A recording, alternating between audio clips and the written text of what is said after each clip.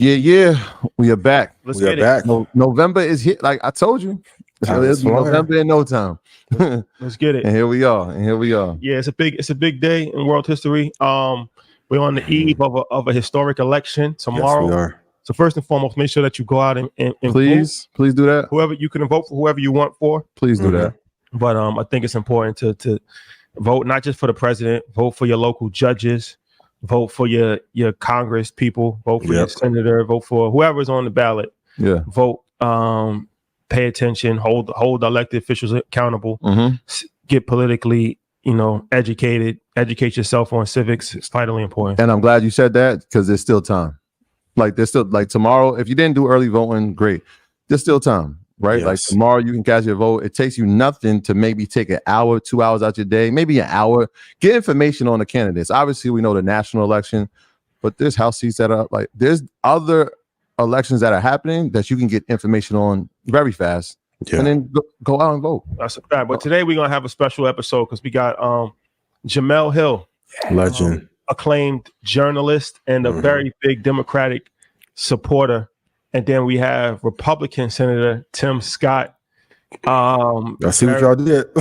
Market Mondays alumni. Market Mondays alum. Yeah, so we're gonna have a spirited conversation about that. But before we start, we got a blackout on Wednesday, which I'm sure we'll probably have another political show because I don't think the election is going to be certified by Wednesday. So I agree. Another opportunity. That's going to be live too. Blackout will be live. Oh. Can we take some questions from the audience? For sure, let's do it. 10 o'clock on Wednesday, 10 Eastern Standard Time, and then Thursday, we got a special. We're not doing the how-to series. We're taking a break from this because next week we got the big one that we're gonna drop. But this week we got a dope episode with Oscar Fitzgibbon. He's the president. They may not know the name, but they know the brand. Yeah, he's the president of the Complex. So that was dope conversation that we had as far as Complex. That's a company that I've referenced a few times as far as even trying to mirror their success and different things that they've been able to accomplish. They sold their company 3 times for over $100 million each time. So Complex is triple crown. They're one of the biggest media companies for, when you're talking about cultural impact for sure. So that was a dope conversation to kind of pick his brain and get an inside look into a $100 million company. Yeah.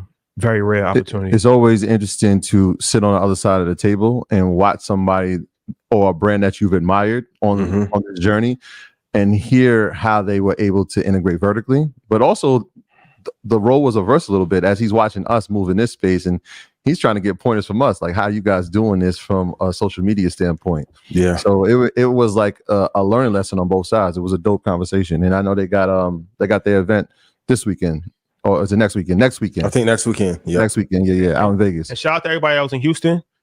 Ian popped in on us. Shout out to Ian. Shout out to the whole crew. We had a dope EY University meetup. So shout out to everybody that's new members to EY University. I think we should be having orientation soon. Mike, if you know the dates for that, please text it to me. And just get acquainted with the app, everybody. But shout out to all the earners out there. Shout out to everybody in Houston, Texas. Thank you for the hospitality. Greatly appreciate it. That was real. And we will be in District of Columbia this weekend. Yeah. And we headed to DC. Yeah, for sure. So what a week. Black Entrepreneur, the Wealth Summit. The Wealth Summit in DC. We're gonna be out there Friday. Yep. We got a VIP reception on Friday, and we're gonna be speaking on Saturday. So get your tickets to that. That's the Black Wealth Summit in District of Columbia, Friday and Saturday. It's going to be all weekend. Shout out to our guy, Cedric Nash, putting that together. Dude, what up? Shout out to Ced. That's going to be one of them ones, man, back home. I used to live in Baltimore for 2 years. So one of my mini homes. I see. Hawaii, I'm counting. New York. Florida. Okay. Massachusetts. Ghana soon. Ghana. For sure. There you go. For sure. They thought you lived in Houston too this weekend. That's a fact. That's a first. Y'all here all the time. I'm like, yeah. Well, y'all don't know. In Houston. Yeah. Ian, any announcements? Yeah, if you want to get rich from the market, regardless of who will be in office, go to ianinvest.com. 90 different prices. A stock club call will be this Wednesday. Prices will be out this Sunday. If I've made you money, yes in chat. If I made you more money than most presidents, please put yes in chat. That's a nice one. For real. Let's have an amazing show. Yeah. And I want to say again, I appreciate you pulling up because a lot of times when you work in this space, and obviously they see us all the time as brothers, but like pulling up on us and showing support for our community. It means a lot, right? Like that's what we need to see a lot more of. So again, thank you for coming out. Shout out to all the Red Panda family. That is family, and we look at it like that, man. And people were happy to see you, man. So appreciate you. Stay appreciative play. Too many of y'all want to rewrite history. Nah, y'all not gonna Mandela affect me, but not a great time. Shout out to everybody I saw this weekend. But yeah, the stay appreciative play. Right. All right, man. Y'all know how this works, man. This is our disclaimer. Do your own research, man. Shout out to everybody again, the earners that were in the building. They're doing their research for sure. Our content is intended to be used and must be used for informational purposes only. It's very important to do your own analysis before making any investment based on your own personal circumstances. You should take independent financial advice from a professional in connection with, or independently research and verify any information that you hear on our show and wish to rely upon, whether for the purpose of making an investment decision or otherwise. Continue to do the research, continue to share. When you get inside communities, share information. One thought, man, one thought. It was crazy. Like you can watch a thought lead to another thought that starts connecting dots that leads to new ideas, new investment opportunities. So continue to share the research when it's great. So let's start here, a little off script, but if you watch 60 Minutes yesterday, they had a segment on Novo Nordisk.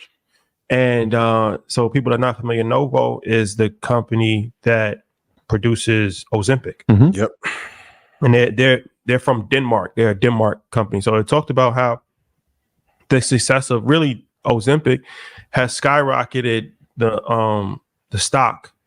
And if you look at it like 10 years, it went from $20 to $110. But really it exploded like a couple years ago, like in 2020. That's when it really started to take off. So it's been on a tear, and it was saying how that really changed the whole direction for the country. Mm-hmm. It saved Denmark from being in a recession. Mm-hmm. And it also now Novo, their market cap is bigger than the GDP of Denmark. The entire country. The entire country. You know, if you look at it from that standpoint, America's obesity problem saved an entire country. But it also— that's a great way to put it. And you're saying America specifically because if you look at the customer base of where this drug is being used, it is. So you're not just saying that out of nowhere. 1% of the customer base comes from Denmark. 1%, even less than 1%. And it also, but they said, like, you know, from a stock standpoint, it's a little tricky because at one point in time, it was a similar situation with Finland, Nokia. So at one point in time, Nokia controlled like the smartphone market. Yeah, Nokia had it on lock, right? And then a thing called iPhone came out and crushed the building. Nokia is no more, but Nokia had a similar situation with, I think they're from Finland, where they saved the economy for Finland, all the jobs. They was, you know, and then once iPhone came out, it just, so they're saying that could potentially be a risk for Novo in the same way, where it's like, you know, when you're that dependent on one product, if, you know, an American company comes out with Ozempic 2.0, then that stock is going to fall apart. So how do we feel about Novo stock? The difference between Novo and Nokia is that even though there's a lot of money that goes into healthcare, there isn't as much innovation that happens as quickly. So even though Eli Lilly's in the space, you're not going to see Pfizer come out with a drug to beat Ozempic in the next 2 years. Pfizer, I know I've been critical of Apple, but Apple's still a great company. I don't know how Pfizer has dropped the ball while healthcare has been on a tech-like run. Also, number two, I've told everybody on Stock Club, and I'll share this here. You want to invest in the companies that are going to move the GDP for the country. Put yes in chat, Red Panda, if I've told you that prior to. So when we're looking at an eighth best company, like, no, what's on a table? We talk about cap tables frequently. What's going to move the GDP and what's on the cap table to move things forward for the country?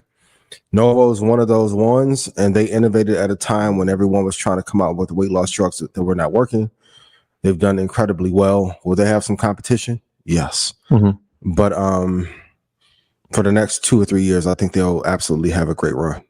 Yeah, I like the 2 or 3 years for sure, and I think they have innovated. Right, when we talk about Ozempic, we know it as a weight loss drug. It obviously started as a treatment for diabetes, and so inside of that, one of the symptoms was weight loss, and so they created another product called Wegovy, and that specifically is just for weight loss. And so you have two products. You have two products on out there. Obviously, Lilly has created Zepbound, but that was as a result of what they saw. Yep. I mean, it's just an interesting thing because having a company have a larger market cap than the GDP of the country it's actually founded in is I don't know how many times that has happened, but what it does, it affects is the economics of the country, right? So now when you're talking about property taxes and all these things that you're not even thinking of from the position of one country, but it begs the question, like you said, is it too big to fail, and what happens if it does? I think they have a 5-year head start to create more innovation. I agree. And listening to their CEO talk last night, the humility he spoke with, even if you looked at his office, and it was a great piece. Like, and not to cut you off, but that's an amazing sign in this era when many CEOs want to be front facing. That's probably number one under character for a CEO or founder. Who's in position to take over this whole entire thing. Let me just finish this point though. When I saw him work in a workspace with the employees, it was like, I'm one of you, we're all in it together. But then again, his compensation is $10 million. You're talking about a company, and we just talked about the ascension of the stock. He's the founder of it. To take a $10 million compensation, that again, it's all hands on deck to this day, and that is the type of leader you want to see inside of your company. So Ozempic, the thing that Ozempic does is it curbs your appetite, right? And I've heard this from this girl was telling me about it, and she was like, how she explained it to me, she was like, it's like being pregnant.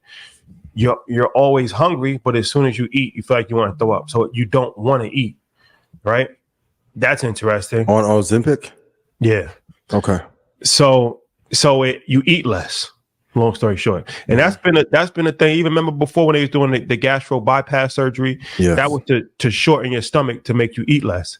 So where does the urge to eat come from? It's a great question. I like the rabbit hole we're about to go down.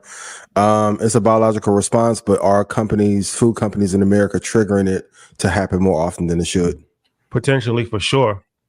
But it comes from your brain, right? Yep. So, okay. Now, what if you could put a chip inside your brain? Go ahead. You cooking. You hit a 3 from half court. Go ahead. What if you could put a chip inside your brain that rewires your whole entire appetite? Those things that were junk food are no longer appealing to you anymore. And now you crave fruits and vegetables, and you only want to eat one time a day, right? Well, may sound far-fetched, but there's a company called Neuralink that actually just talks about they're going to repair sight for the blind for the first time in human history. I think their rival did it already. Neuralink's rival actually has it founded that they did it for the first time. Somebody restored their sight, which is we're here. Whatever founder did that, make sure you don't be on the plane when Elon can shoot them rockets at you like Tony Stark. So I mean, all right. So you're gonna make people walk that can't walk. You're gonna make people see that can't see. Making people curb their appetite, that seems like an easy task. That's low hanging fruit. So I say that to say I don't know if that's gonna happen or not, but Novo doesn't seem like a company that's too big to fail. They seem like a company that there's bigger companies out there that they with more resources. For sure. So they're first to the party. But like Apple proved, sometimes it's not about who's first, it's about who has more resources, bigger marketing. Yeah. Who can do better? So I would just be cautious for investors. If you are only investing for one particular drug, that might, how long would that drug actually be on top? That's the question that you have to ask yourself. Yeah. How long Ozempic will be there for diabetics and weight loss, and then Wegovy specifically for weight loss. So we'll see how prominent it is, because like you said, if it curbs appetite, and they start to see it in some places, companies like Dunkin' Donuts, companies like McDonald's, right? Like Starbucks. People are going to make different choices, right? If they're only suppressing the appetite, then no longer are they going to order from fast food at the same rate that they used to. So those companies would be interesting to watch over the next 5 to 10 years. If we see the trajectory of Novo and Lilly continue to go up because of weight loss drugs, there'll be an inverse effect on the other side. If I was Dr. Miami, I'd be terrified if the MAGA chip replaced my whole business model. I'm not gonna lie. What? You get the chip in for $2,500 and no recovery house? Gotta do it. Gotta do it. Once again, everybody's your competition. Be careful. There's Dr. Miami. Okay, I got you. It's like Limitless. It's like the real life Limitless. So let's talk about SMCI debacle. Super micro. It's a historic collapse, and a cautionary tale. So it peaked at $122. It's down to $26 right now. It's split, so it was obviously higher. Yeah. Talks of being delisted. And this is like speaks to a lot of people's fear of the overhype of artificial intelligence. So what can we learn from SMCI? It's a lesson that I've repeated forever. Please write this down. There is no fill in the blank killer. So I know both of y'all, anybody who was a Brady killer, Peyton Manning killer, Jordan killer, it never happened. Well, who are you saying that they were going to kill if you say that? NVIDIA. And a lot of times, and we've seen this in the content space in the last 4 or 5 years, when you try and recreate other people's intellectual property, you may not know it, and I probably shouldn't say this, but it makes the originator of the intellectual property more valuable. So I know it's been a lot of spinoffs of even us. It's made the show more valuable, right? So when people are looking at a sector and saying, hey, what can I do? I missed out on NVIDIA. Let me get the third best thing. The best thing is to listen for the best price to get in on the market leader. Once again, we are investing in companies that are going to move the GDP of America. If I ask a simple question, if I was running for president, and if my initiative was to bring greatness back to America through tech, is NVIDIA probably the number one company that's going to do that over the next 3 or 4 years? Yes or no? Most of us would say yes, right? So to actually bet against NVIDIA and buy into SMCI is technically a short against America. Can I give a little pushback? Sure. We're friends. Appreciate it. Because it's an interesting case. Yes, it's a debacle, but we got to look at the reason why it has fallen. Yes. And it's because of the reporting, right? Like they've had issues with their reporting at 10K. They can't find it, which is the form to report. They can't find it. They hired Ernst Young as an independent auditor. They realized Ernst Young left. Ernst Young, they said, we're not even doing this. We're leaving. Stock falls again. So are the numbers real? We don't know. I don't know if they're a competitor to NVIDIA because they partnered with NVIDIA. And it'd be a lot of ops partner. Well, this is true. But we have to know what they actually do, right? So from a technical standpoint, NVIDIA makes the GPUs. We've gone over that. Yes. Super Semi helps accelerate the speed of that GPU by creating an infrastructure for it. So imagine like the casing for this chip. That's what they do. They're the supplier of it. Yep. So it begs the question, right? The numbers, we don't know. In fact, they said that they were going to report November 4th of 2025. They meant November 5th, tomorrow. So we're gonna actually see what the numbers. In fact, if they don't report, they risk being delisted because of the way the stock is falling. They've been delisted before. This is not something new. Which is not good news. Yeah. Right. 2018, they were delisted. They came back, obviously, with the surge of AI, the partnership with NVIDIA. The question, and this is why a little pushback is like, yes, we're not sure about the numbers, but are we sure about their clients? NVIDIA is the number one client. Yeah. Microsoft is a client. Yes. AMD is a client.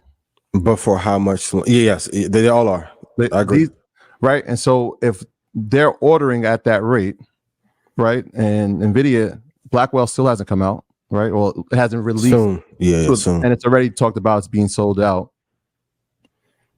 If the clients are real, I want to see what the numbers are, right? We want to see what the numbers are, but their client base is still real. It leaves that gap open. If companies are starting to leave, and Seeking Alpha has already reported that NVIDIA has left no comment, but there are some talks that they're going to start looking for other people to help with the infrastructure. It opens the door for others. That's the kind of way of saying I'm going to kick you out for those you don't know. So then who's the next person? Yes. And that's the real. Now, to your point, great pushback. But when the investor class was looking for gains, and this is why I say you still have to do your research and not just blindly chase gains. One day we're going to have a whole conversation about what happened to y'all love for NFTs. We got to get through the election first. But when people missed out on the gains of NVIDIA, it was a lot of talk at the top of the year of why didn't you call SMCI? Yeah. Now, let's be clear. They're not the only company in America who's cooking the books. They just got caught. But if the client structure... Allegedly. Thank you for protecting me. Got you. But if you're not reporting properly, can those partners still remain by your side through the reporting? And I ask everyone, okay, if SMCI is going up as fast of a rate as NVIDIA, who's the CTO? Who's the CFO? Who's the CEO? No one could answer that. What's the profit margin? Most people couldn't answer. So if I lie to you, at a certain point, given the tightness of the economy that they'll probably announce after the election, I don't think any of these companies can afford to have a partner that will make such an egregious act in terms of their reporting. So this is what I think will happen, and this is why I think it's super interesting to see. Obviously, the election's tomorrow, but I want to see what happens with Super Micro. I think the CFO will be fired. I think that will happen for this level of egregious. I think that will happen. They've already named a new board. They've already said the CEO is going to take over.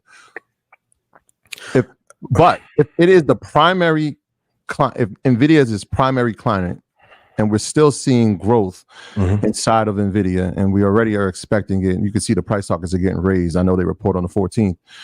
Price targets get raised. And until I hear that they have replaced them, I'm interested to see what those actual, because they at some point they'll have to report, and they said tomorrow. I want to see what those numbers look like from an order standpoint, from a deal flow standpoint when it comes to predominantly NVIDIA. And if not, the inverse, I think is now my target.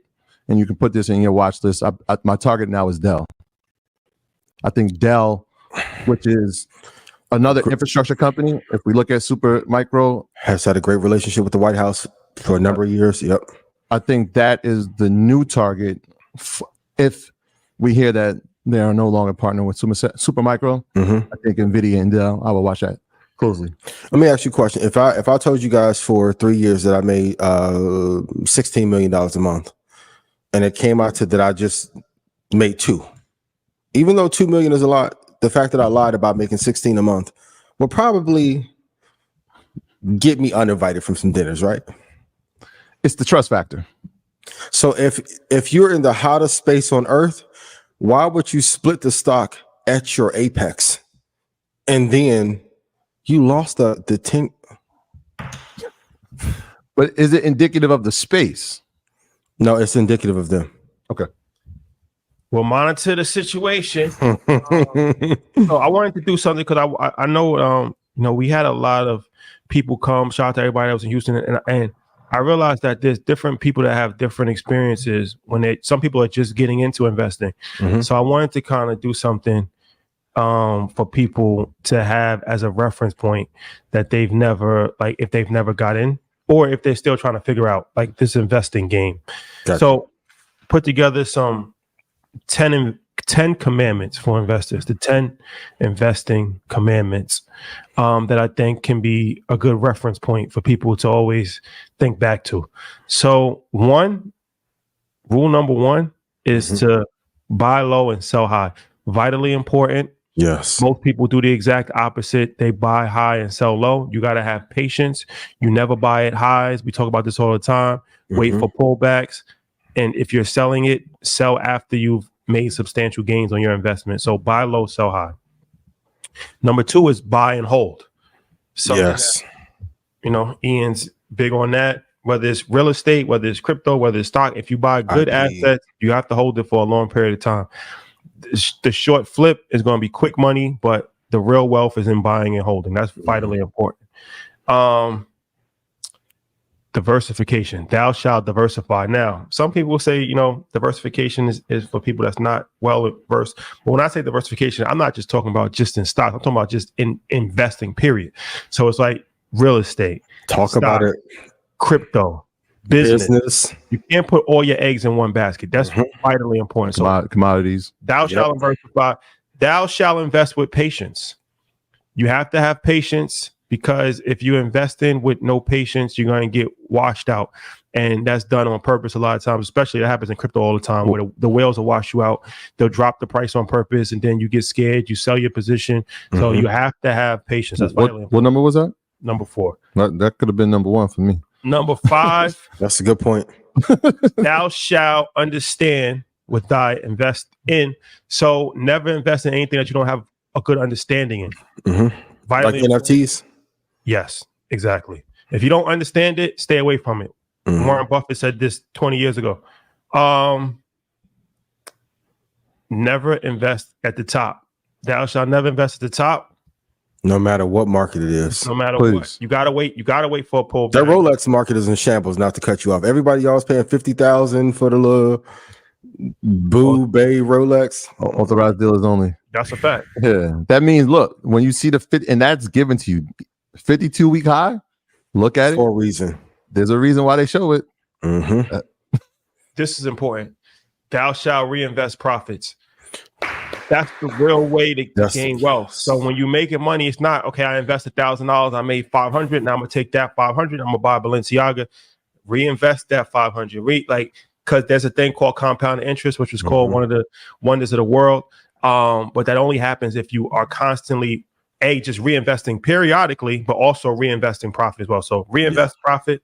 Number 9, thou shalt stay informed at all times. So watch Market Mondays every single week. Please. Read, stay informed. You have every day. Education is a ongoing journey. It's not like this isn't college where you just take a course. Cradle to the grave, ongoing situation. And the last one is thou shalt keep emotions in check, because emotions and investing do not go well together. You cannot be emotional. You have to be level, even kill, non-emotional. There's reasons why these terms like sniper and target are used, because that's the kind of mindset that you have to have. You gotta operate with precision and not take emotion into it. So there's a bunch of others that you could potentially incorporate, but those are 10 that I think would be good for people that are just, sometimes you just need a reminder. And like I said, just from a lot of the questions that I'm getting, I understand that there's a lot of people that are still new in investing, still trying to figure it out. So when in doubt, refer back to those commandments.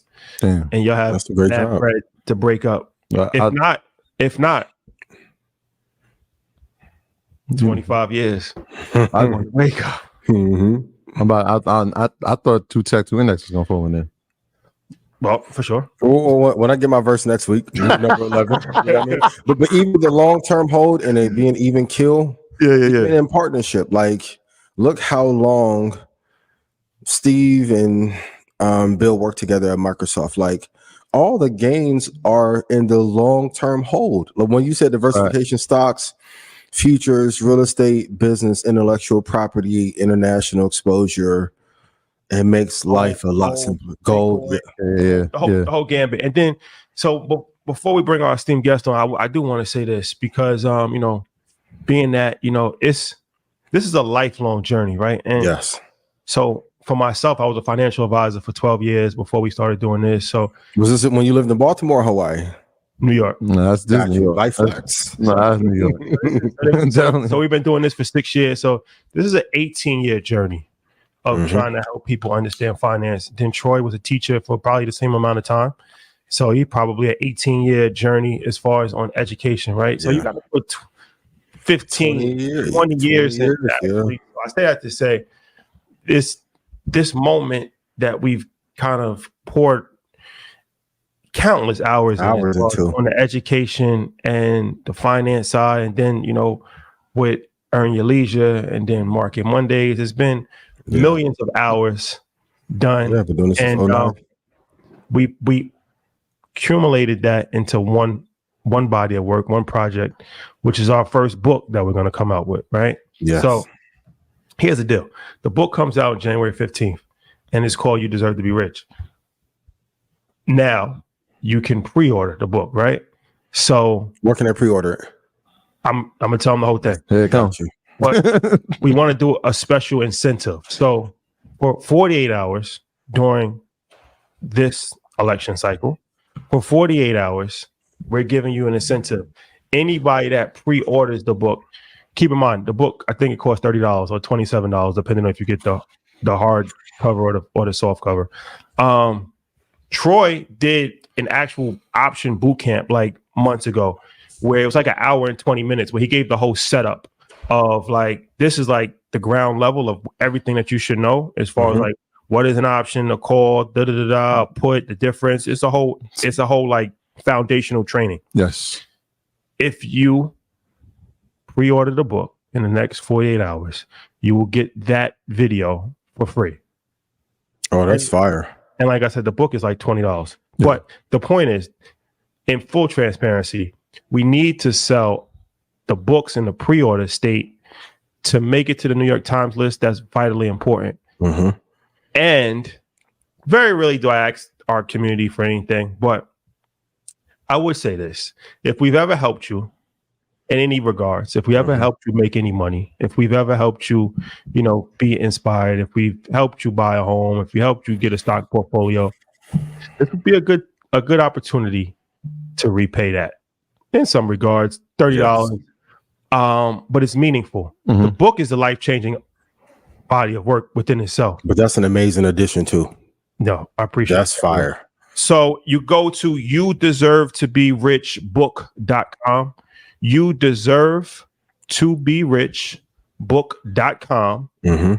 Pre-order the book.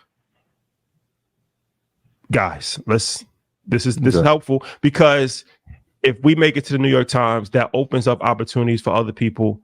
It's a space that you don't see a lot of Black authors in. It's rare. The finance, wealth space. So it's helpful. I'm gonna be honest with you. I'm not gonna lie to you. It is helpful, but we wanted to give that added benefit bonus because, I mean, to me, that's a no-brainer. It's $30. I mean, if you purchased it already, get another one. Yeah, it's Christmas time. Just give it to somebody. Principals, superintendents, order it for your schools. The 14th, January 14th, it drops. Yeah, it's a good lesson. You can pre-order right now. Yeah, but it's a good lesson too. Every purchase that you make, to know the ROI, incredibly important. So to add the options component to. Yeah, that was a lot of questions. A lot of people, the earners would join in. Like, where's the first? It's here, and that gives you a preview to EYL University. That's a fact. So it's a double-edged sword, but just wanted to add as much. David Shan said something. He did. He said, make the price substantially lower than the value that you're going to give. Yes. So I feel like for $30, the price is substantially lower than the value that is provided with the book alone. But then when you add the options on top of that, it's a no-brainer. But with that being said, it is a very important time in American history, and we have a historic election tomorrow. Yeah. So we wanted to bring a few of our friends of the program. Yes. On to have a last minute discussion and encouragement to our audience to vote tomorrow. Yeah, because tomorrow is the last opportunity. So first, we'll bring up Jemele Hill, esteemed journalist. How you doing? I'm good. You see what I'm doing now? I'm pre-ordering this book. Thank you so much. Appreciate you. Yes. And if I may, as somebody whose memoir came out 2 years ago, and by the way, still available on Amazon if you guys want to get it. Yes. People don't understand this book struggle. Like, it's real. And I hope that your followers follow your advice, because as you said, Black authors on the New York Times bestseller list, it's tough, and it's tough no matter what space that you're in. I didn't make it. And literally, because another thing too that you have to factor in is when your book comes out and what else is being released that week. And I forgot what else was released that week, because the New York Times, they have this very crazy formula nobody quite understands. They don't make it public about how you're able to make this list. And if you're in the author space, making this list, although it's not a validation of your work in the respect, it doesn't mean your work is good or bad or awful if you don't make it. but it allows you to continue forward, particularly if you want to stay in the book space. It's one thing to be able to put on the resume and say New York Times bestseller, which leads to you getting more opportunities and other things. And so for Black authors, it can be especially tough.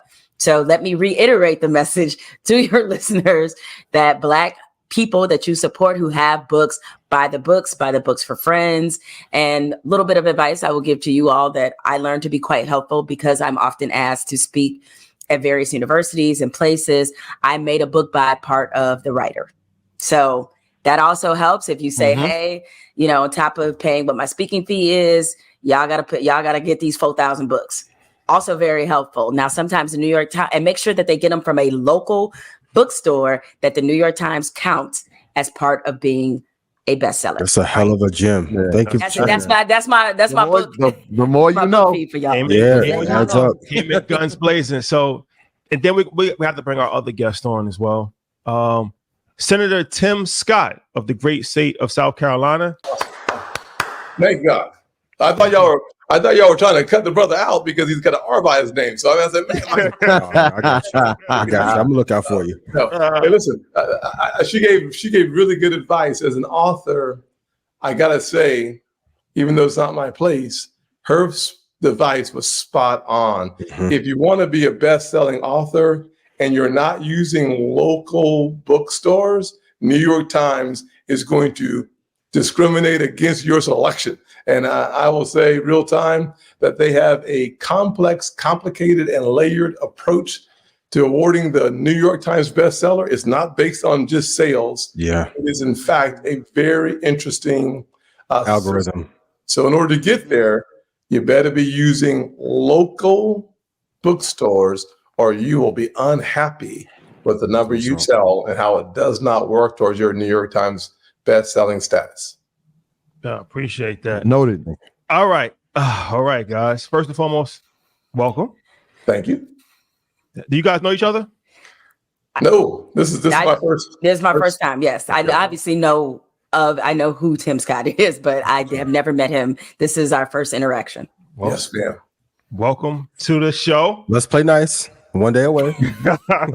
Let's be kind. Come on. So I want to make this just a free-flowing conversation. Everybody kind of jump in, but I just feel like it's just vitally important for people to just hear that. You know, this is the final call, right? This is the last opportunity for anybody. I don't know how you're undecided at this point, but you know, there might be some people that's undecided, or it might just to get pushed to actually take part in the political process. There's a lot of people that just are not going to vote. So here's what I've been hearing from people on the Democratic side. They said that their internal polling shows that Kamala is winning the election by a very thin margin, and Trump's narrative, he's already trying to put out that there's voter fraud, so that if he does lose, he's going to say that he did not lose.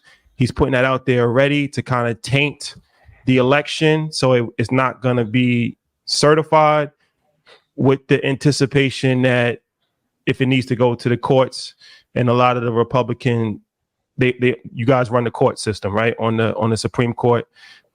You're right. You're on the Supreme Court. Supreme Court.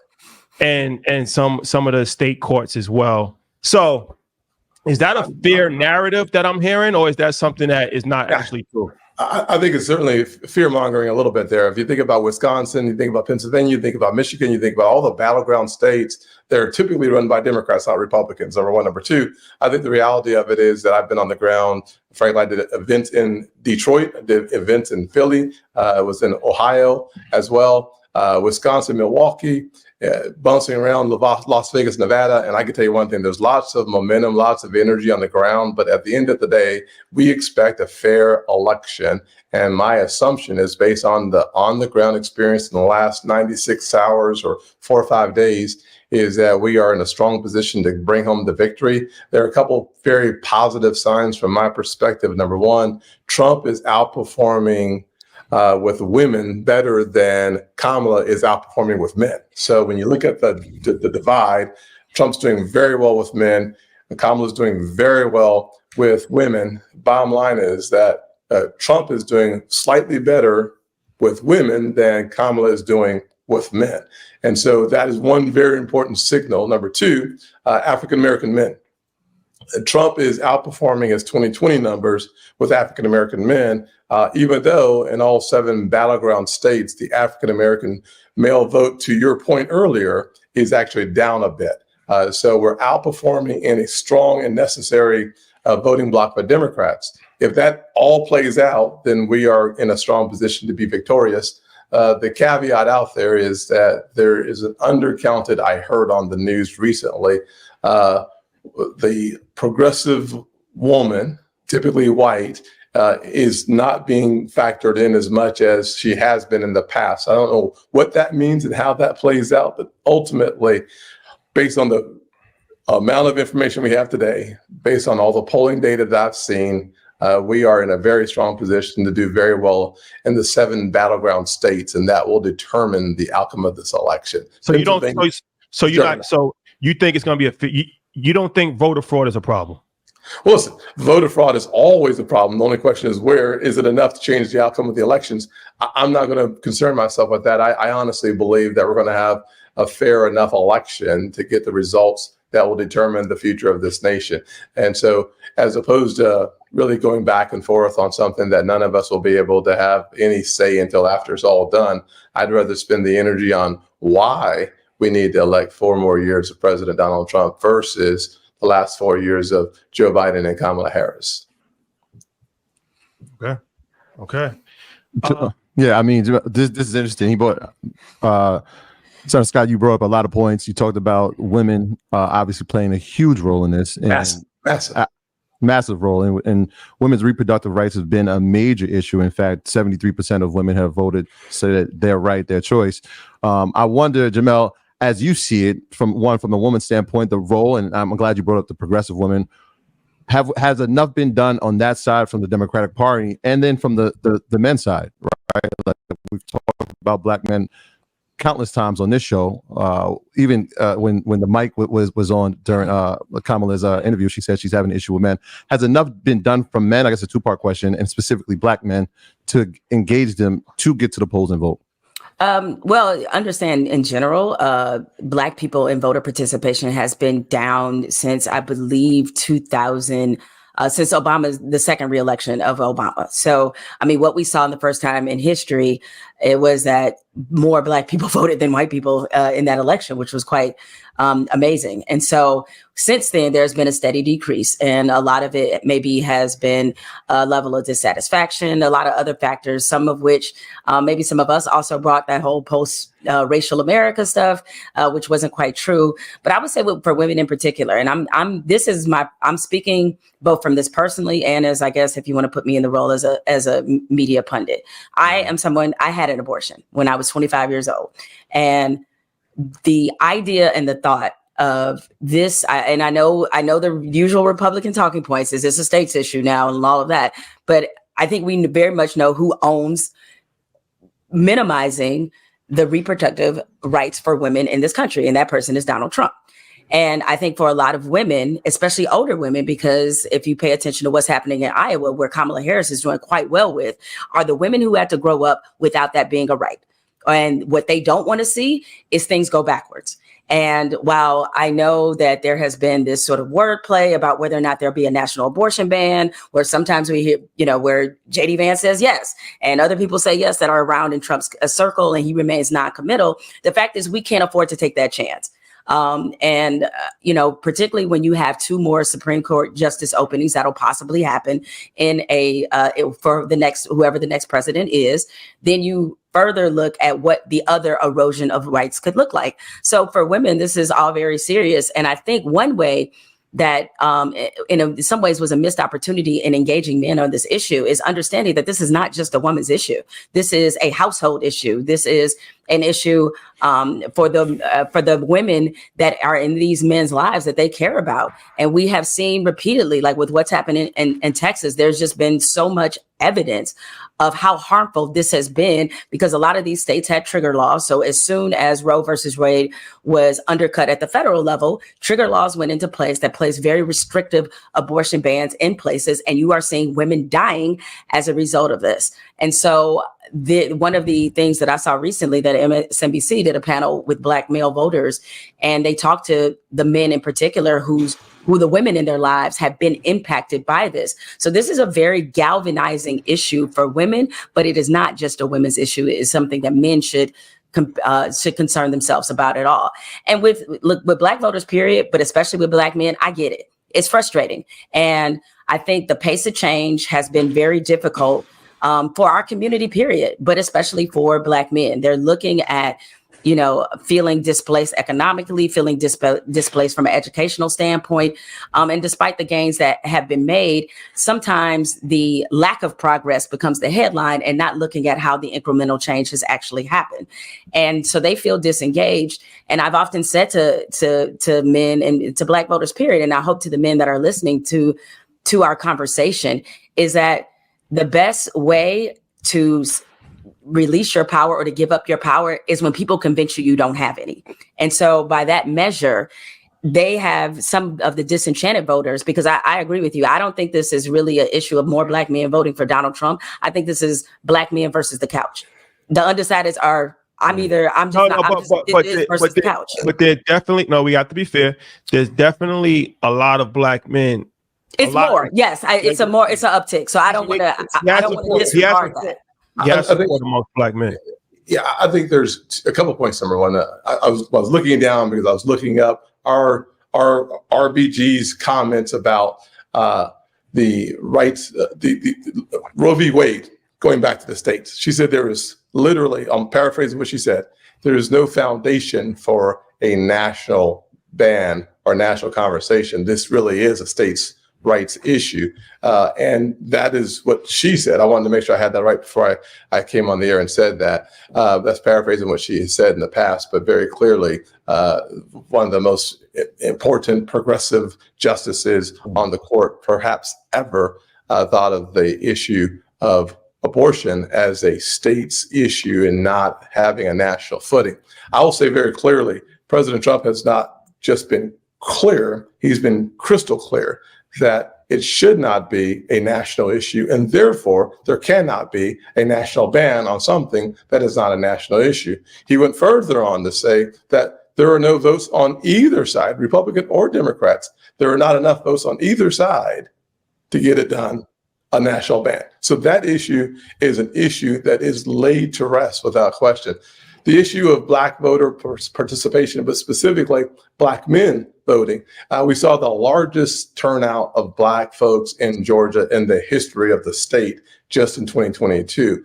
I would say that if what we see in the polls holds true tomorrow night, by the time this voting is done, so to speak, you'll see the largest increase in Black male support of a Republican candidate in my lifetime. Almost 60 years. I know you thought it was only 40 years, but it's actually. So one of the reasons why you'll see that is what she was just talking about. Educational outcome is, in fact, the primary indicator of income, wealth, position in society, and the lack of government intervention in your life, including incarceration. And so for us to focus on the primary issue negatively impacting Black men is to focus on the important issue of education. The better your education system, the better your results. That's just carte blanche. Number two, I'd say economically, if we were able to separate the issue, Black men are frustrated because our paychecks are smaller because of the impact of inflation over the last 4 years. And so much so that you can measure it in the frustration and in the turnout. This is the last point I'll make. For all of my life, we as a race of voters have been taken for granted by the Democrat Party, and to a large extent, for a long time, ignored by the Republican Party. The Republican Party says, if everyone's going to vote against us, why bother? The Democrats Party said, if everybody's voting for us, why bother? With only 1 out of 4 Black men being interested in engaging in this process, Republican or Democrat, now both parties are engaging with Black men. What does that tell me? It tells me that power comes from being independent. I'm not suggesting you join the Republican Party. I'm not suggesting that you leave the Democrat Party. I am suggesting vote your values and vote your future. If we do that, I think you'll see a strong turnout for the Republican Party, not only for Donald Trump, but for Senate candidates as well. And hopefully, when this election's over, both parties will be far more interested in doing what I've already done, by the way, which is represent the issues that move people forward as one nation, but also as the most vulnerable part of the economic link. It's one of the reasons why I created opportunity zones. It's one of the reasons why I focus on sickle cell anemia research that's led to the CRISPR breakthrough that now can cure sickle cell. It's another reason why I focused on HBCUs, and in a bipartisan fashion, I worked with Democrats and Republicans to restore the opportunity scholarship momentum in DC and around the country, because if we get education right, if we reform the incarceration system, not just the criminal justice system, but the incarceration system, more men, particularly of color, will have brighter futures. And that's what we have done. That is measurable success in reasonable time. And if the people vote on their values and their issues, we will make great gains. Speaking of gains, I want to go to the Jemele. Did you want to reply? I can. Well, what I would say, and in addition to applauding Tim Scott for his work, is that, but there's also. Look, give her more time. Give her more time. Yes, yeah. You just cut me right there, because I'm sure that'll be the clip that goes for the okay. I'm gonna clip that social media team. Yes. I mean, by the way, I applaud you for the work that you've done in that regard. But also there is the issue of the George Floyd Justice and Policing Act, which you were a part of. We didn't see any movement on that. Yes, and there's a lot of reasons why. And I know that is an issue that is critical to Black men. It also does not help when you have your presidential candidate saying that the police deserve full immunity, which is also an issue for Black men. And while as much as the First Step Act, which by the way was, and again, you're the politician, so you know the timelines of this better than I do. Obviously, Donald Trump signed the First Step Act. And I know for a lot of Black men, that was a very critical piece of legislation. However, that being said, it was something that was bipartisan in the works before he got into office, but he was able to, obviously, were able to push it through.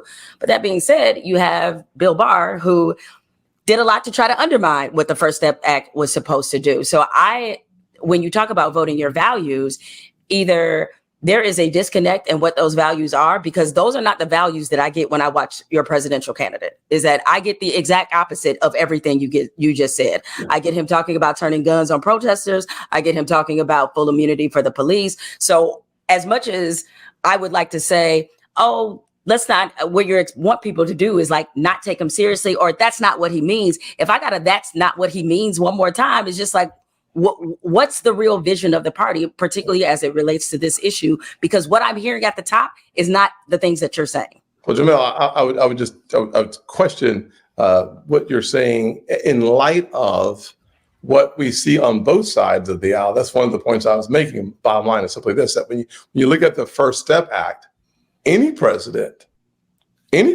before Donald Trump could have had legislation to reform our criminal justice system. They just didn't do it. The last time it was done, it was in the 1990s, when in fact they locked up more Black men as a result of the move from the Democrat Party to try to squash crime in the neighborhoods. Which Republicans supported. Don't act like they didn't, because they did.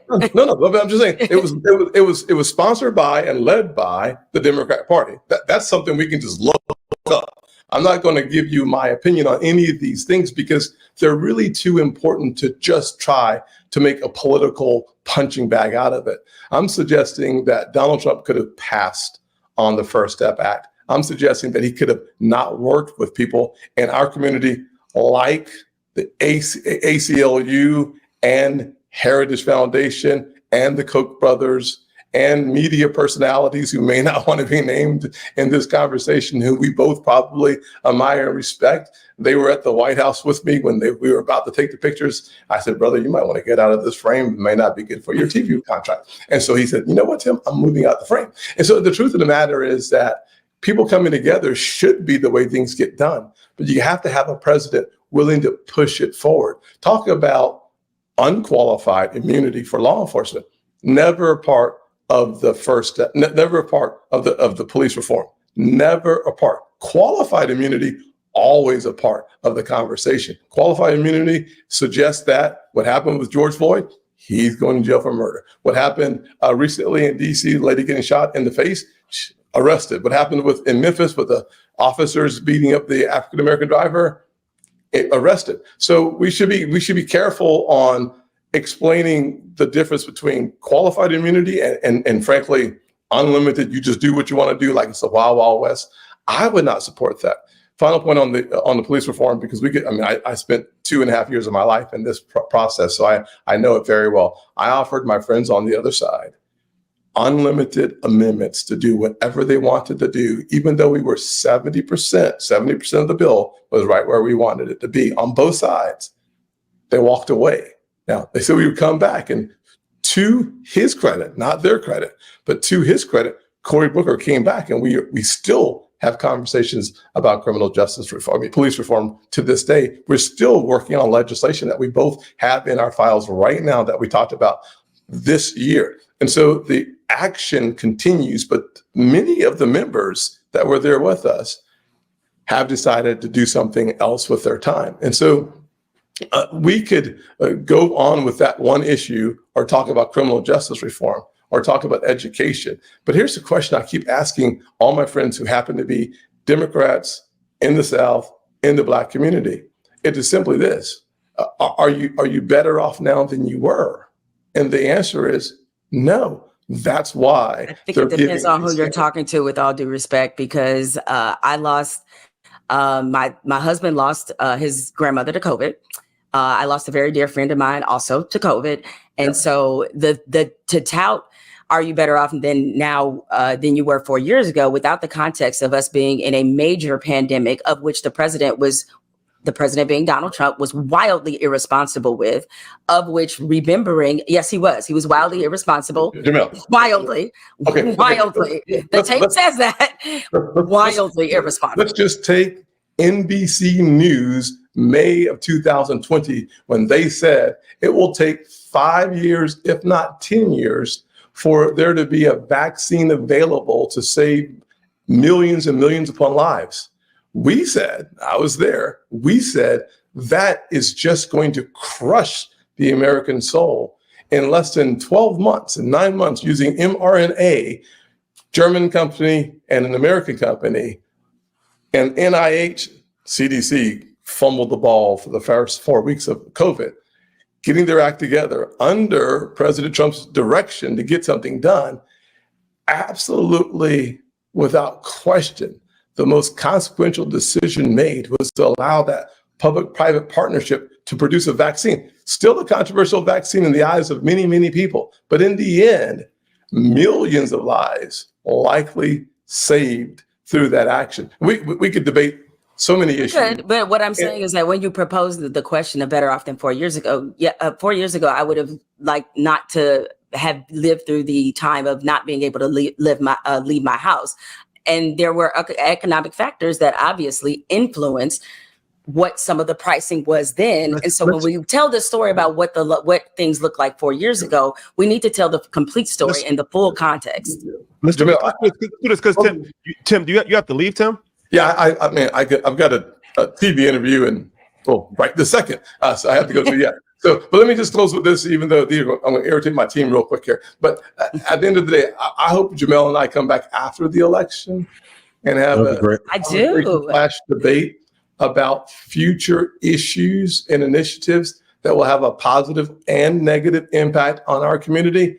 I'll close with my parting thought on COVID. I think it's a really important conversation that we can take a deep dive in even after this. I don't mind. I don't ever run away from a debate. I actually like to have a discussion. I like when they're civil, but we've been very civil, and we're not going to come to the same point of agreement. But I will say without question that one of the most profound things done during COVID to help people who have to go to work, 80% of African Americans could not work from home. We had to go to our JOBs. The government says, shut the entire economy down. We gave out paycheck protection programs and cash to make sure that those who had to go to work had extra assistance. Now, was it done perfectly? We'll argue that later. But yeah, it's like I think you probably know what my mind is saying when you said that. Listen, we know for sure nothing's done perfectly, but we also know that no other administration in the history of this world had to deal with a worldwide epidemic or challenge since 1918. So we can debate looking back on what could have been done or should have been done. But if you look forward through it, I'll take that debate all day long. And hopefully we'll do this in a couple of weeks when I'm available to come back. I unfortunately have 5 TV hits back to back for the next several hours. So thank you. I don't want to cut y'all short, but I do appreciate your patience with our technology challenges. And he just said, stop talking. Okay. I'm afraid that you have me back again, and Jemele. I appreciate you, Senator Scott. You've been compelling and smart. And unfortunately, I would like for you not to have a microphone next time we talk. I'll just repeat it for you. He's good. we will live to argue another day, Senator Scott. Praise God. Okay. Yes. Look forward to it, y'all. There you go. All right. Okay. So now we just got one. Jemele. The legend. Yes. Oh, jeez. So, right. Okay. That was an interesting conversation. But Ian, I know you didn't have a good opportunity to ask a question yet. So you have a question for Jemele? No, it's fine. I appreciate the brother for trying to be candid, but if we're going to be honest, Bill Gates tried to warn that administration of what's to come, and they ignored it.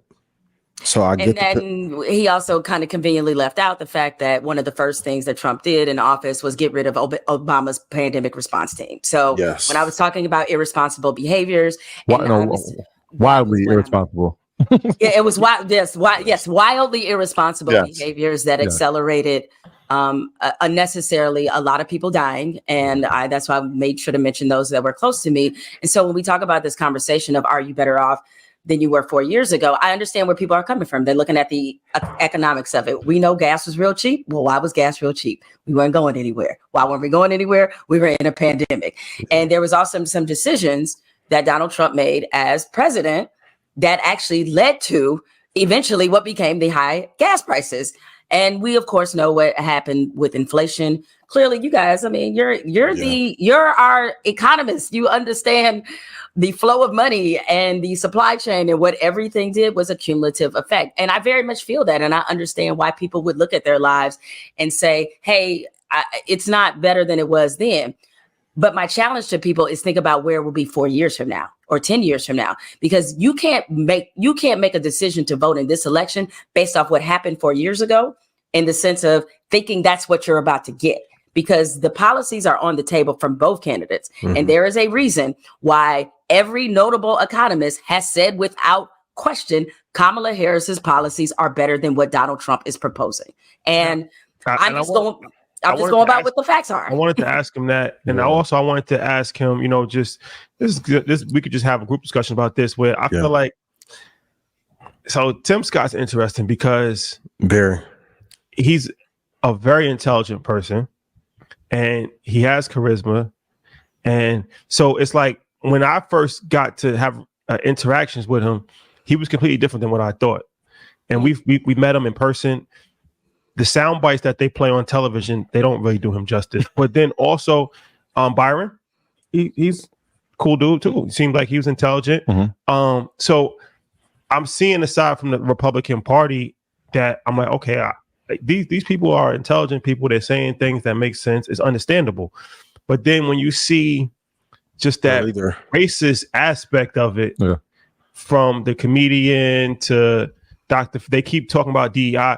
I just wonder how a Black Republican feels in that aspect of it, right? Like the economic stuff, I'm for, but there's no denying that there is a racist element that permeates throughout the party. I think he's very cognizant of it, and it's interesting. Like the sound bites are the sound bites, right? But when we're talking about, we're speaking to him in his quarters, right? So the conversation that we're having just as intelligent, educated men, and so the things that he's saying doesn't always match what he says out in the public, which is part of the issue. I feel like, because him representing a state in which, if we look at the history of it, when it comes to racism throughout the country, how does this even work? How does he even get to be the senator of the great state of South Carolina, as he likes to put it, without him catering to an audience that he knows has to vote for him? Well, right? and then not just that. I mean, to your point, and I think this is why I certainly do, and I think I speak for others, that have a lot of problems trusting the Black people who are represented in this party.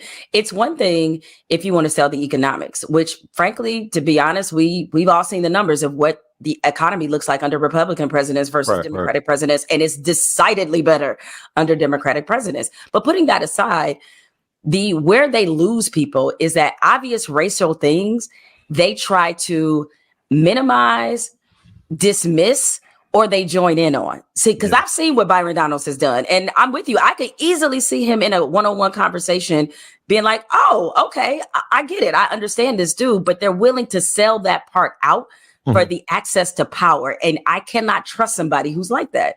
Yeah. On the Democratic side, hopefully after this election, we can get away from like the egregious acts and going back and forth. But what do you think the Democratic Party could have done better the last 4 or 8 years that will cause them not to lose the Black male base? You know, honestly, I think they could have done a far better job of engaging Black men and really listening and understanding the things that they truly care about.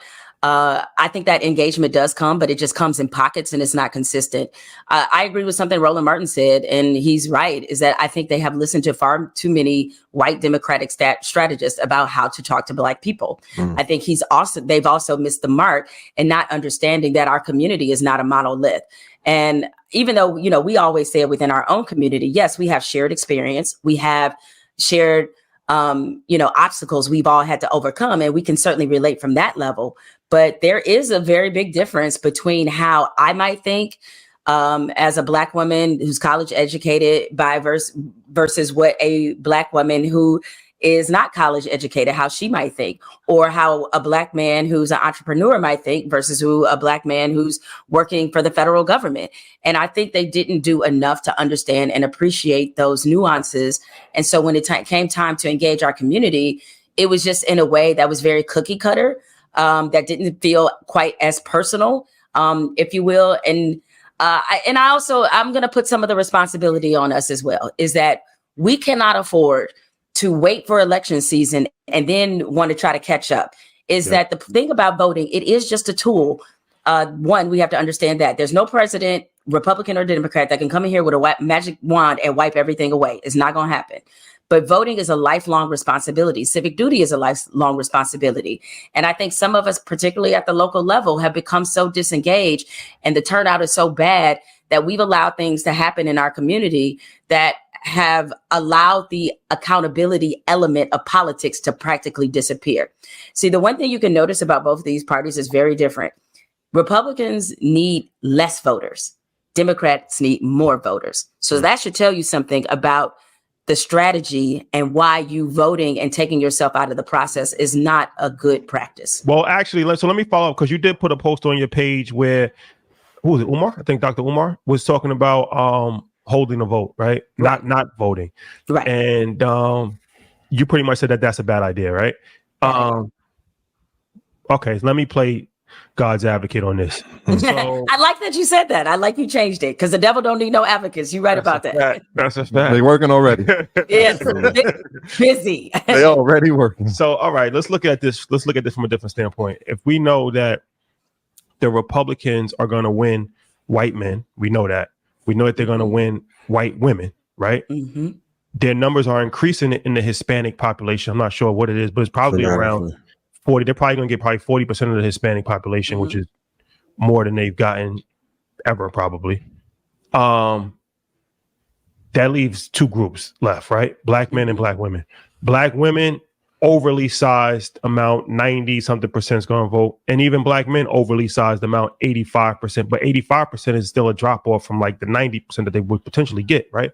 So what I'm saying is that in order for the Democrats to win national elections, being that they're going to lose all those other demographics, they need to overly sized win in Black people, or they're in trouble. If they start getting 70% of the Black vote, they're over with.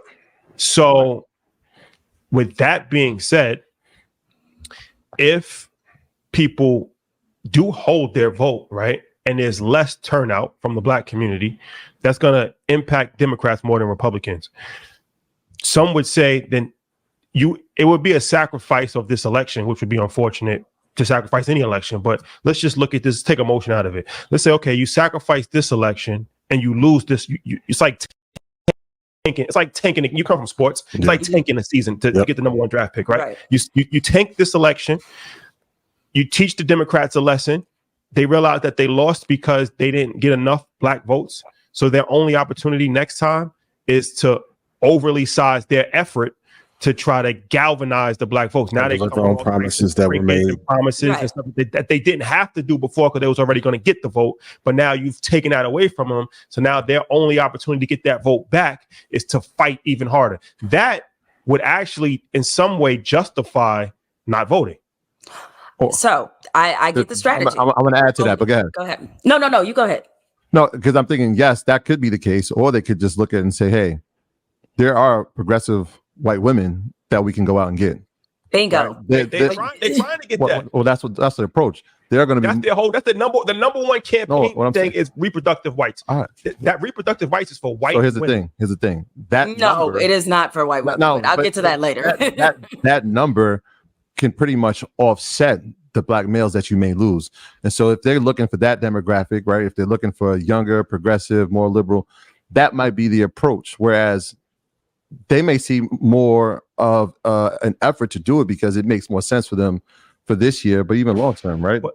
But even they could say, like, let's just skip them again. But even polling shows, right? They are trying to do that. They're trying to get white women. Reproductive rights is not only an issue for white women, but it's white women's biggest issue, right? I'm just being honest with you. This is an issue for Black women, but the white soccer mom, even if they don't need to have an abortion, they kind of feel I've done something right by championing. Well, they're thinking about their daughters too, as well. That issue that they've made number one to them is targeted to liberal white women, and they're still losing white women. That's alarming, right? Yeah, well, But how they're not losing, but they're not losing them by as much. So that's the thing you have to understand is that the number. Look, it was more white women who voted for Trump the second time around than the first time. He's not going to get that again, and that's why what is happening in Iowa is very important because already they have seen that last election. I think I believe I read that Trump won Iowa with white women by plus 13. Right. He's not even close to that right now, and she is, and she's down by far lower numbers than he's up. So all that to say is that it works. So we have to be real about strategy, okay? And you guys are in business. You do business all the time. You don't negotiate with people who ain't at the table. You don't, right? You don't negotiate with people who are. You need to be at the table for me to understand what are we doing here. And but I think, not to cut you off, but there should be some outreach to those who are not at the table. So now you don't go through this fiasco of potentially losing when she should be winning by landslide.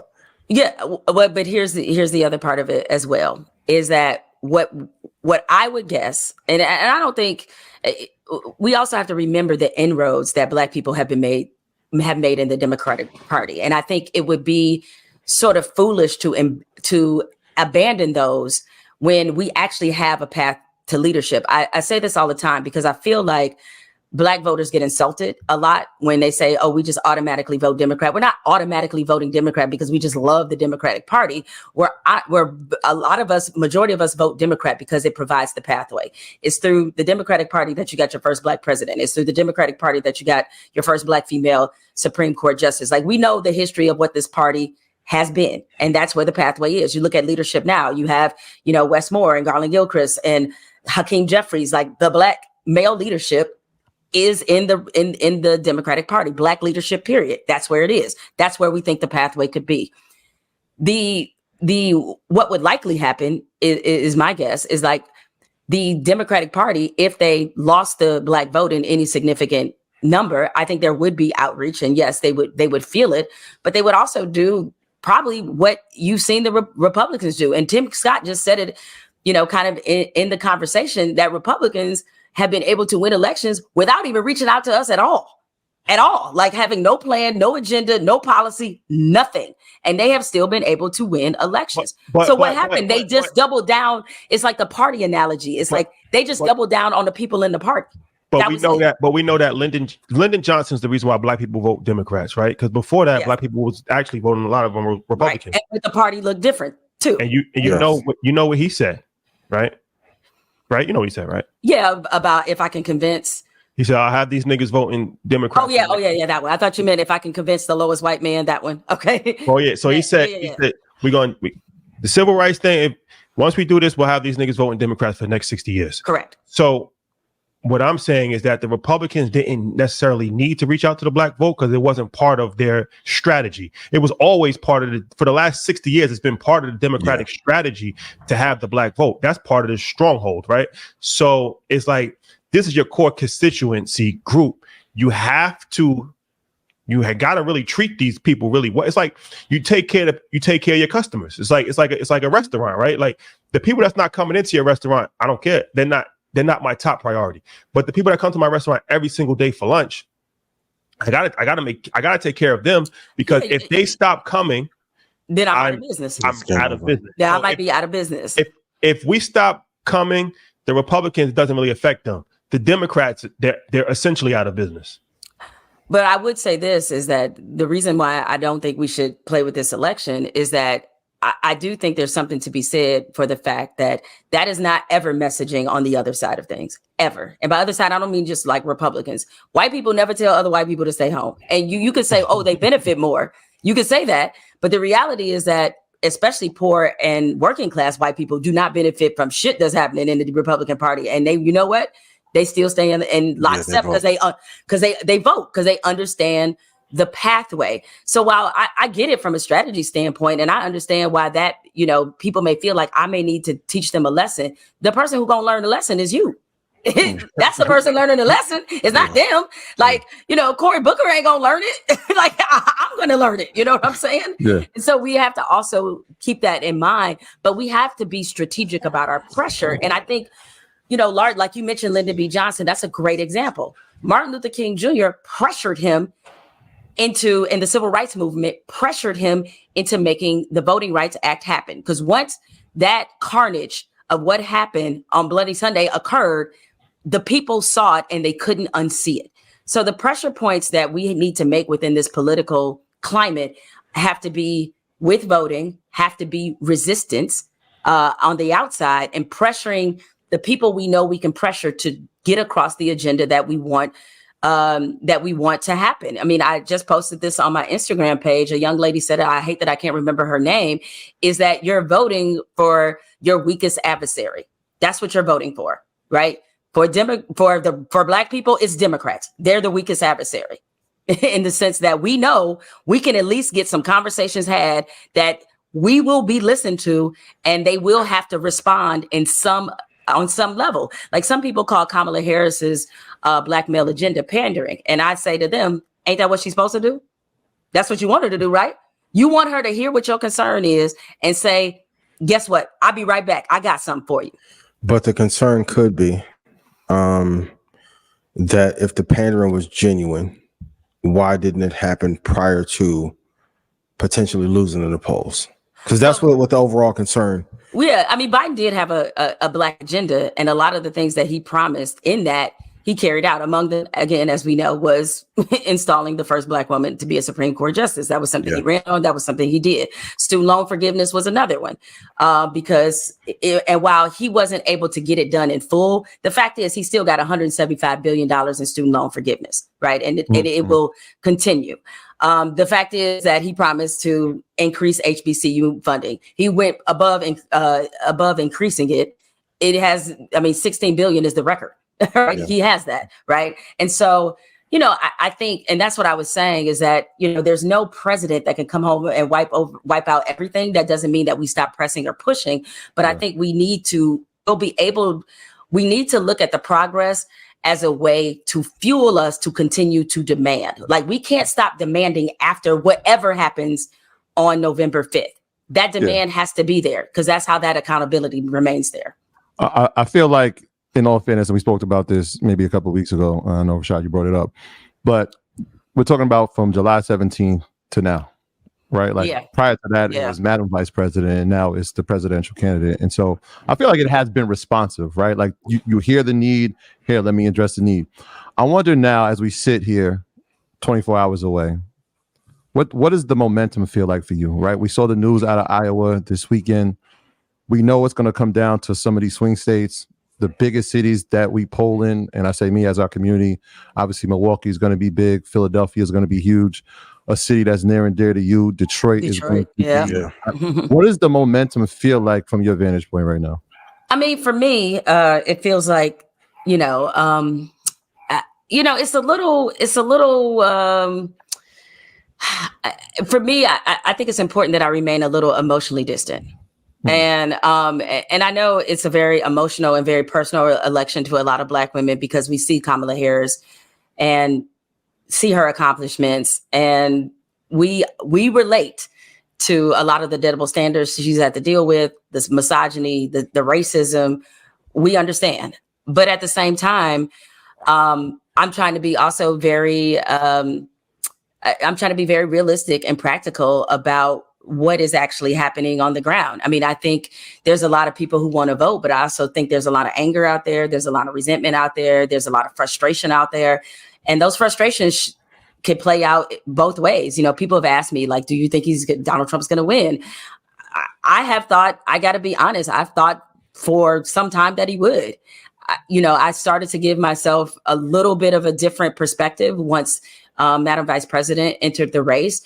Because I think this entire election, and him even being at this point in our having risen in our political climate the way that he has, it's an indictment on us as a country.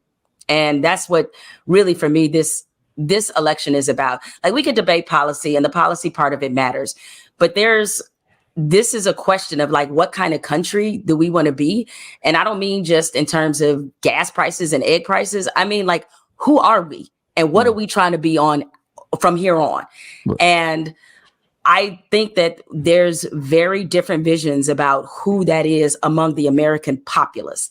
And because of the level of hatred, the level of bigotry, the level of xenophobia that I see everywhere, I like when I was in Detroit last, guys, I mean, the political ads that are running on majority Black stations in Detroit are horrible. And I just like, man, is this where we are? And I just, history being the teacher, looking back historically about how certain types of movements got started, how they gained foothold into power. And it's everything that I'm seeing right now. And so I hate to say it, is that I have a level of pessimism. Like, I did feel hopeful in 2020. This election, very pessimistic. Up in the air. Mm-hmm. Well, before we let you leave, what would be your closing argument? I know you obviously are a Democratic supporter, right? And you want Vice President Harris to win.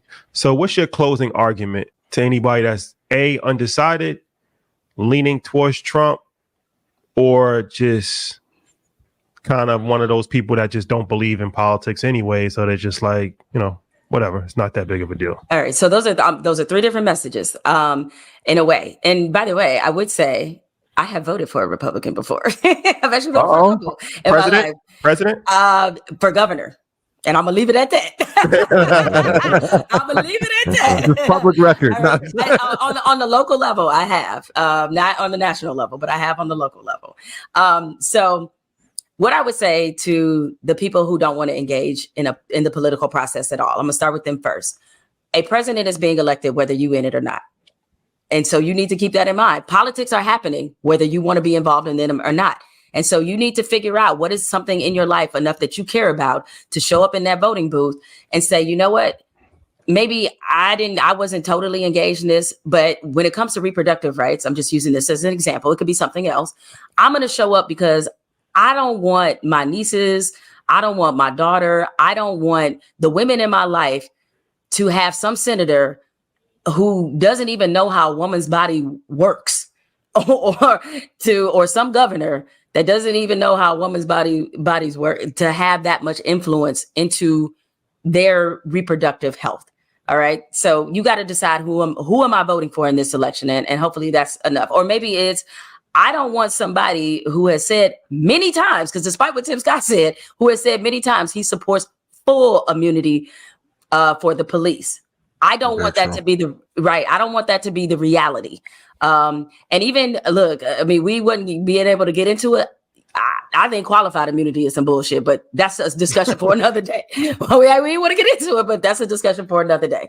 So pick a person, pick an issue, figure out something to care about enough that you're going to vote for. To the people who are leaning toward Donald Trump, I would say just take a snapshot of his behavior just in the last week. Is that what you want America to be represented by? Is that what you think this country, that when other world leaders look at the world stage, that they see a president mimicking giving fellatio? Is that your king? I'm just saying. Is that your king? Wildly egregious. That's crazy. Right? Alleged. No, that happened. No, that ain't I ain't gonna let you do that. No, I'm not gonna let him do it. It literally happened at the microphone. Pause. It literally happened. Okay. Do you want a president? That was wild. That was one of the craziest things I've ever seen. Right. That happened the same day the normal gay comic came out by. Right, exactly. But whatever. Okay, keep going. Right. So, do you think that's a good representation of America? Do you think that, and not just that aside, but do you think the language, how he talks about people, do you think we should have a president that has 34 felony convictions? I mean, I'm just asking a basic question, just on a basic level of decency, decorum, and frankly, how you want the country to be represented when they out in the world, when they out in public. Are you sending the message, Donald Trump is the best we got to offer? If you good with that, if you good with my man having nuclear codes, if you good with, God bless you. I'm not good with that, because this is about how he represents going forward. Now, when it comes to those who are Kamala Harris supporters and people who want her to win, what I would say is we have to drop this sort of high and mighty attitude against the people who need convincing, right? Like, we can't sit there and yell at them and say, why, I just don't understand and get frustrated. And I get it. It is frustrating because we deal sometimes with folks who are a little bit low information, but we can't get frustrated. And I learned this from my dear friends who are organizers. I ask them what they say to people when they knock on doors and they run into sort of a level of resistance. Like, what do you say to them? And, they tell me that when you connect with them on a personal level and get to the things that they care about, that's when you're able to have a better conversation. So what I would say even to the supporters, that find a way to engage the people that you feel like would be least interested, because you'd be surprised about the things that they care about that she may have addressed or may be part of her policy plans, or just in general, just about shared vision. I mean, convincing people to go vote for Kamala Harris, think about what your vision is for this country. Think about what your vision is in terms of representation. And I think it's a very clear choice about who represents the country better. You are never going to agree on every single thing that a politician proposes, their actions, and what they do. But who is the person that you look at and you say, you know what? I don't like how she handles this, but at least I feel like she's competent. At least I feel like she won't say some of the things that Donald Trump says and means, by the way, because we got to stop treating this man like he just out there talking and don't mean nothing. All right. Yeah. So I think that part of it matters, is that is Kamala, because notice that Kamala Harris's messaging is all about service for you. Donald Trump's messaging is never that, ever. It's never that. It's, let me show you what I did for you. Let me show you how great I am. Let me show you how smart I am. Let me show you about my great genetics. It's like, dog, what are you talking about? None of this has anything to do with anything that is important and relevant right now.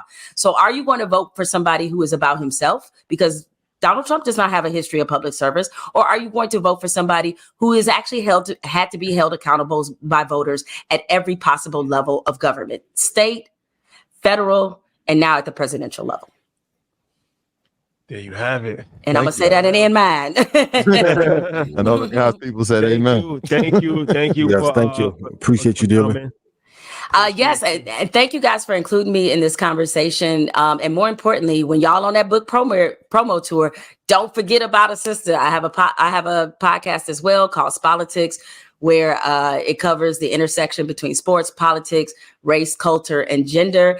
And there is a financial conversation, as you all know, to be had, and always to be had in sports, but especially at the college level As they look at possibly going to a revenue sharing system, they're going to be forced to. Yes. And I would love to have that conversation with you, gentlemen. I would love it. Let's do it. Let's do it. Thank you so much. All right. Thank you, guys. Take care. All right. A spirited debate. The brilliant. That was dope. I wish we had Tim Scott for some more time. I had some questions for him, man. I want to just make sure that it was a balanced conversation. But I think he provided great insight for when he was on and was able to talk. I had some not a cap though. I keep hearing the word inflation, and I wanted to talk about that. I wanted to talk about Mike Johnson. Talk about if they win their election. You know, they said they're going to throw the CHIPS Act out and try to repeal it. I'm just like, that'd be impossible to do. How? Like, aren't we trying to be number one in this game? There was a lot of stuff that I had, but which administration do you think would be better for the economy? Probably for the stock market, the Harris administration. The overall economy, maybe Trump by 2 or 3% overall, but stock market for sure, Harris. They've given the economic policies of both candidates to 30 of the world's most brilliant minds. 28 of them came back and said that her policy actually would benefit more. I mean, it's interesting. I try to look at the policy itself. I couldn't really find too many things about the policy. And I don't want to go there, but okay. What's the policy? And okay, until her point before she left. Yeah. If the Republicans talk about what I do for you, or Trump, what I do for you, we're smarter, we're the better party. That's an indictment on a Democratic Party for not doing a job well. Like I said this 2 years ago. If I made you more money than Biden did, that is a misstep. Well, what's the economic plan that works at scale for most Americans? It's not there. Here's the economic plan. All right, here's my philosophy on this. That's why when I said like I'm out for dead presidents to represent me, I'm not necessarily saying that I don't believe him. I'm gonna vote for a person. Yeah. But this isn't Cuba, right? If you're looking for the government to make you money, you've already failed. That's not going to happen. They don't even know how to make money. Most of the time, people in government are not entrepreneurs. These are regular people. And I like these good people, but it's like Jamal Bowman. Like, he's a good person, but he was a school principal. There's people that are plumbers or dentists. Like, these are the people that's in Congress. Then they don't run businesses. So you should never, when I say you, I'm talking to the general public. You should never be looking at a politician or a country or a political party as your way to just scale. Now, you can use politics, especially on a local level. This is what Don Peebles has talked about as far as like mayors and there are RFPs and there's different opportunities to kind of leverage public-private partnerships for sure. But when I look at economic policy, I look at it like America is a cruise ship, and you just have to steer the cruise ship, right? Don't do any dumb shit. Don't hit the iceberg. But it's a bunch of icebergs. Banks are sitting on trillions of dollars of losses, and they're talking more about what Cardi B wore on Fashion Bomb Daily than banks collectively are sitting on $10 trillion worth of debt. Well, the thing is also we got to talk about the debt of the United States of America. Yes. That has to be addressed at some point too. But, all of these people have other people around them that's going to kind of steer the ship, right? As far as economic policy, advisors, the Treasury, stuff like that, right?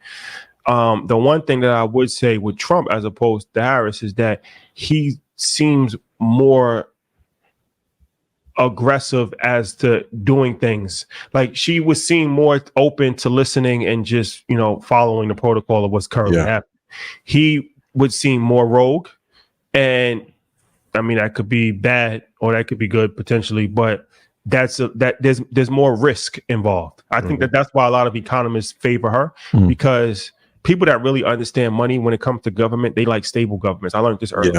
They don't like to be disrupted. They want to keep government out of it. Just let us know if you're going to tax us. Fine, just let us know what you're going to tax us. We'll figure out a way around it. I'm talking about at the highest level possible. Goldman Sachs, like J.P. Morgan, Chase. what they don't like is just instability, randomness. You don't know what to expect. Emotional reaction to it. That's not good for the economy, and that's kind of what we said about the market itself. That's not good for the market. So Trump adds a lot more instability because he's an unstable person a lot of times. I think that she's a more stable figure.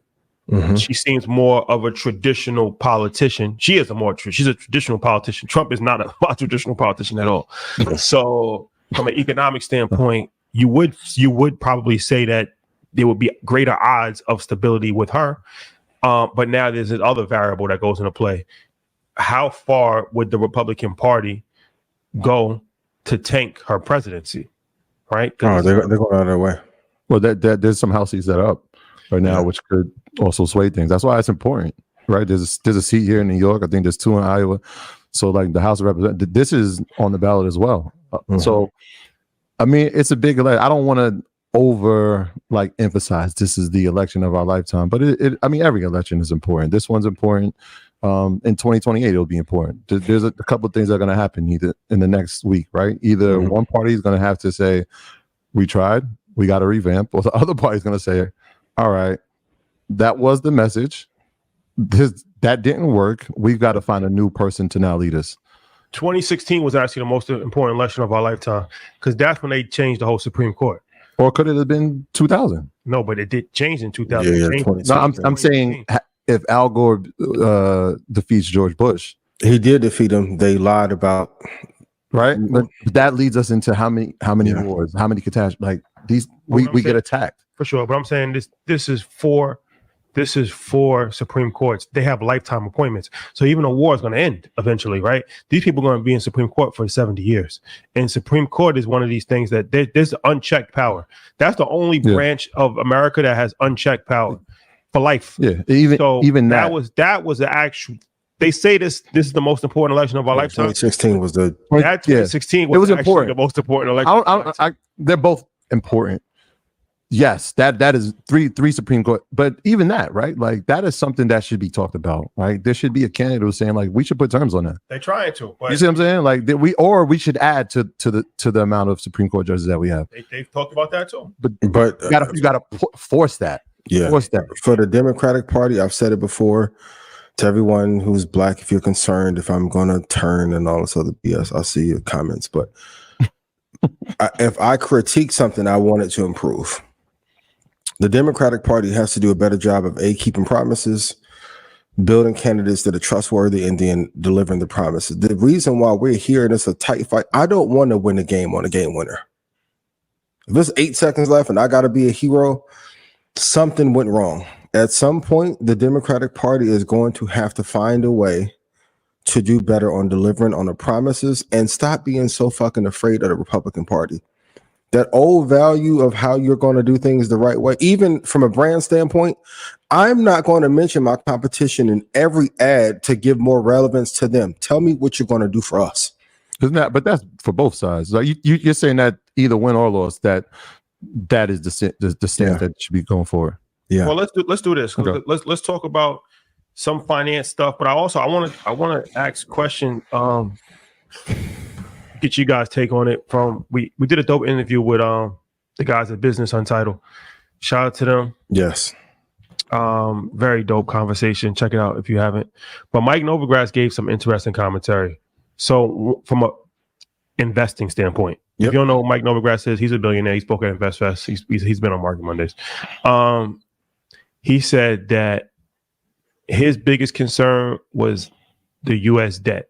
That was the biggest concern. Screaming that for 2 He years. said his top investments would be hedges for inflation. Like if somebody had money to invest right now, he said that he was leery of the stock market long term.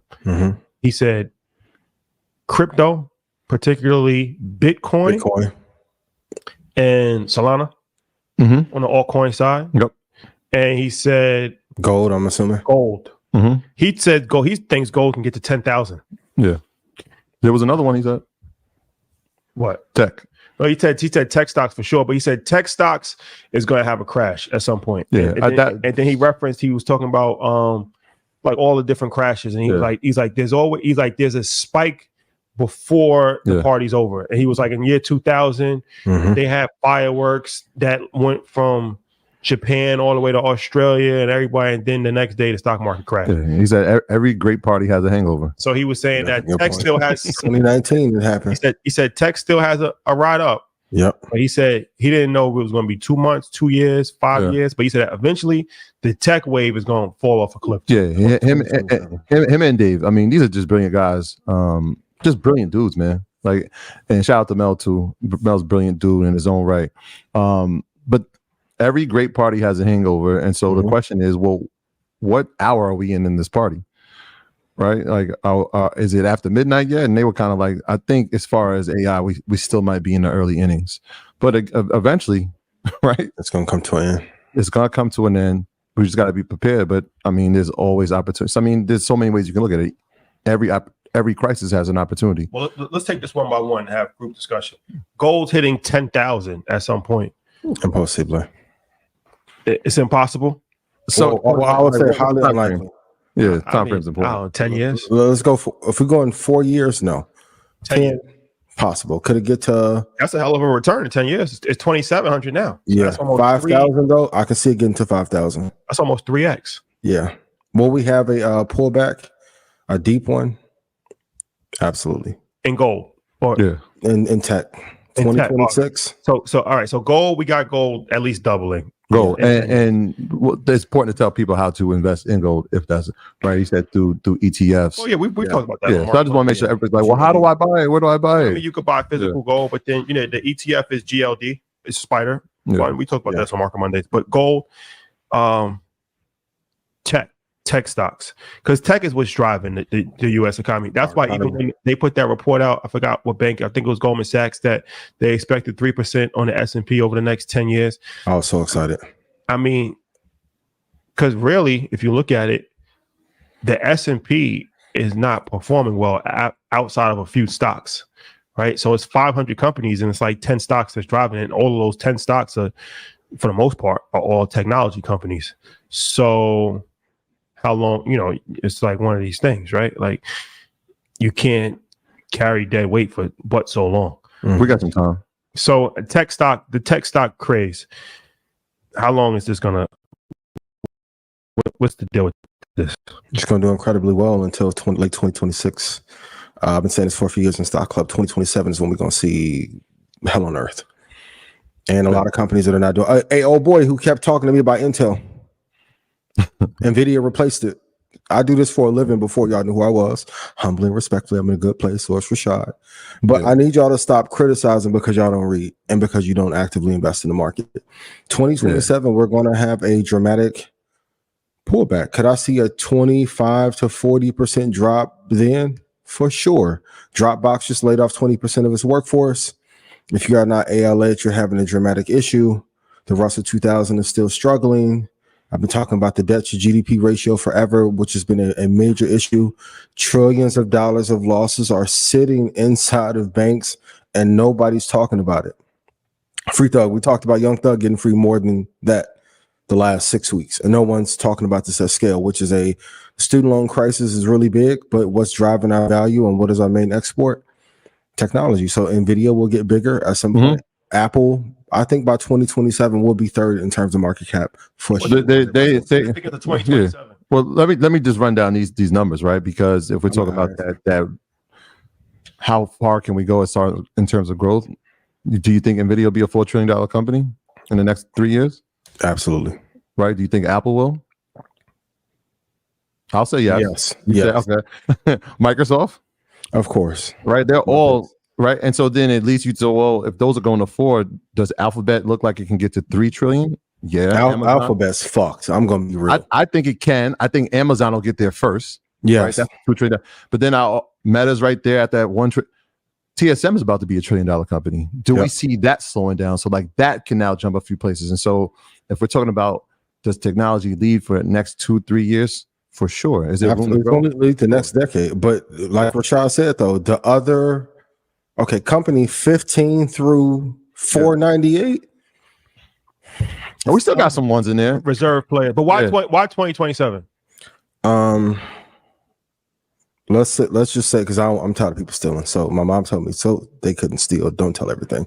But 2027 is going to be a changing of the guard for a lot of companies. Like Apple's apex will be in 2034. Just like we had a shift from 2019 to 2021 and what companies led, 2027 is a very pivotal year on a decade level when a lot of hedge funds are going to offload certain investments and then people are going to start to walk away. And then, So here's a follow-up question to that, right? Because this is important. Because this happened over the weekend as well. Mm-hmm. Berkshire Hathaway, Mm-hmm. 300 billion in reserves. Yep.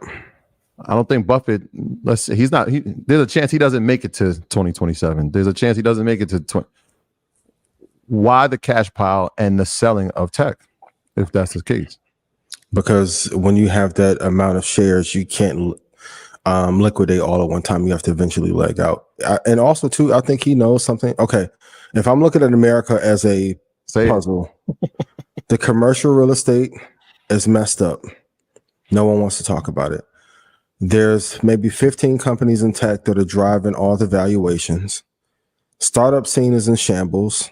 Private equity is in shambles. Banks are in shambles. If I told you that was my business model, would you invest in me? Yes or no? The answer is going to be no. So at some point, the house of cards has to correct. And I think he's jumping. Now, I think it's a mistake to liquidate this early, but there's a reason he has that cash on hand. And going back to why he sold off in Bank of America, I want to say this again. There are trillions. Okay, imagine if you were a trader and your P&L said -3 trillion.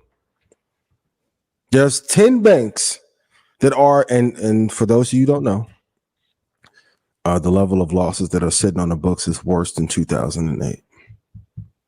And I'm going to declare this too. By 2027, that Mag 7 is going to be a Fantastic Four. Where have I heard that analogy before? Fantastic Four. Fantastic Four. And that's so one thing that he said, which I've actually been saying for a very long time, is this is one of the best, if not the best, bull market in American history. But this not how things work. Stocks don't just always go up. They don't have to always go up. There's a thing called the bear market. There is a thing called the bear market. Most people don't realize that because they haven't been through a bear market. Because the only bear market that we had was the one in COVID, and that was the shortest bear market in American history. And it's followed by the greatest recovery in American history. We had another one in 2022. No, not an official bear market. Yeah, official. That was by definition. That was not a bear market. But they changed the definition. No, by definition, it is a bull. No, what I'm saying, by definition, it is a bull market, and each of the indexes pulled back over 20%. I'm talking about for a prolonged period of time. I'm not saying I'm saying by definition it was. Yeah, that's a pullback. But that's when they changed the definition of what a recession was. Right. Then they changed that. It has to happen for a prolonged period of time, not 1 month. No, it wasn't. Again, it wasn't 1 month. How long? Go look at the year 2020. That was the year that was falling apart. It's not even close. Let me finish. A bear market by historical matter, it lasts 18 months on average. 18 months. This one was 6-7 months. The NASDAQ pulled back 32% in 2022. This actually happened. Exactly. That's what I'm saying. 18 months compared to 16 months is a big difference. But in 2008, that was a historic bear market. So people lost a lot of money. People lost their retirement account. Yes. People lost their life savings. People started to commit suicide. It wasn't just the housing. People look at the housing crash because that's what was spectacular. And that's what they made movies about. But just as bad as the housing crash was the stock market crash, for sure. So what I'm saying is that there's a level of investing that's not tied to education, that is used with speculation, and is just thinking that stocks are always going to go up. Or if they pull back, then they'll just pull back for the short term. You got the NASDAQ was flat for 10 years. Yeah, until quantitative easing came in. Fact. Look at QQQ's chart. From 2000, that whole 2000, early 2000, it was QQQ was flat for 10 years. And actually, at that time, Shawty, you know, as an advisor, QQQ was damn near the riskiest thing to be in at that time. Yeah, it was no upside. So what I'm saying is that at some point in time, we're going to have that. That's going to happen. I don't know about 10 years, but we're going to have a substantial long-term bear market is going to or happen. a consolidation phase, right? Because it didn't all go down throughout the entire time. It's kind of consolidated and traded sideways for a while. We're going to have a substantial bear market. Yeah, that's why we pump too much money into the economy to that's the play that trick again. It's not going to work. Right. So at some point in time, we're going to have to deal with that, and that's going to happen. And a lot of people are not going to be prepared for that because y'all better listen. Yeah, this is true. What you're saying is 100% true. But I'm saying that's why it's unique. The 5 years that we've done Market Mondays, we've literally seen these things, right? We saw a bull market, we saw a bear market, we saw a bull market, we saw a bit, and now we're in this midst of like they were saying that, hey, 2024 is going to be the year that there will be a pullback. There is going to be a recession, and it hasn't been that. So it's been a microcosm of it. No, it hasn't been prolonged to the point where it has in the past, but you've seen it. Hopefully you do prepare. They still haven't seen. That's what I'm saying. They haven't seen 45% drop for 10 months. Like they saw pullbacks with opportunities to buy, and then they shot back up. That's what Novo Nordisk was saying. Like at some point in time, we're gonna really.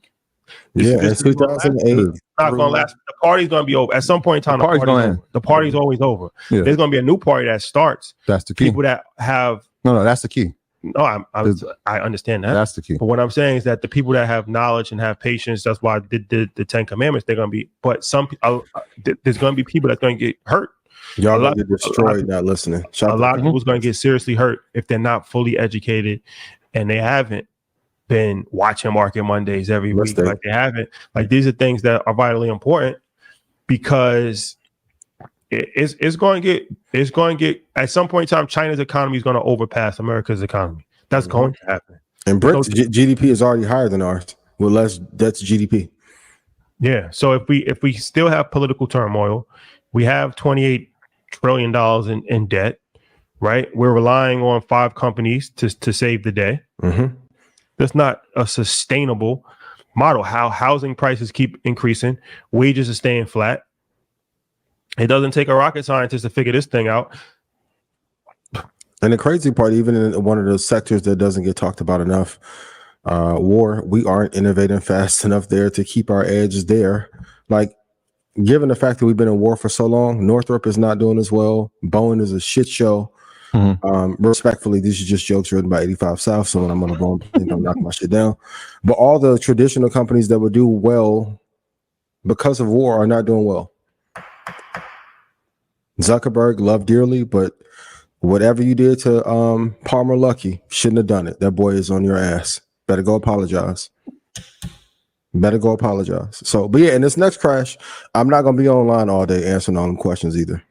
I'm going to go let y'all go to Seattle and lose all the money and options.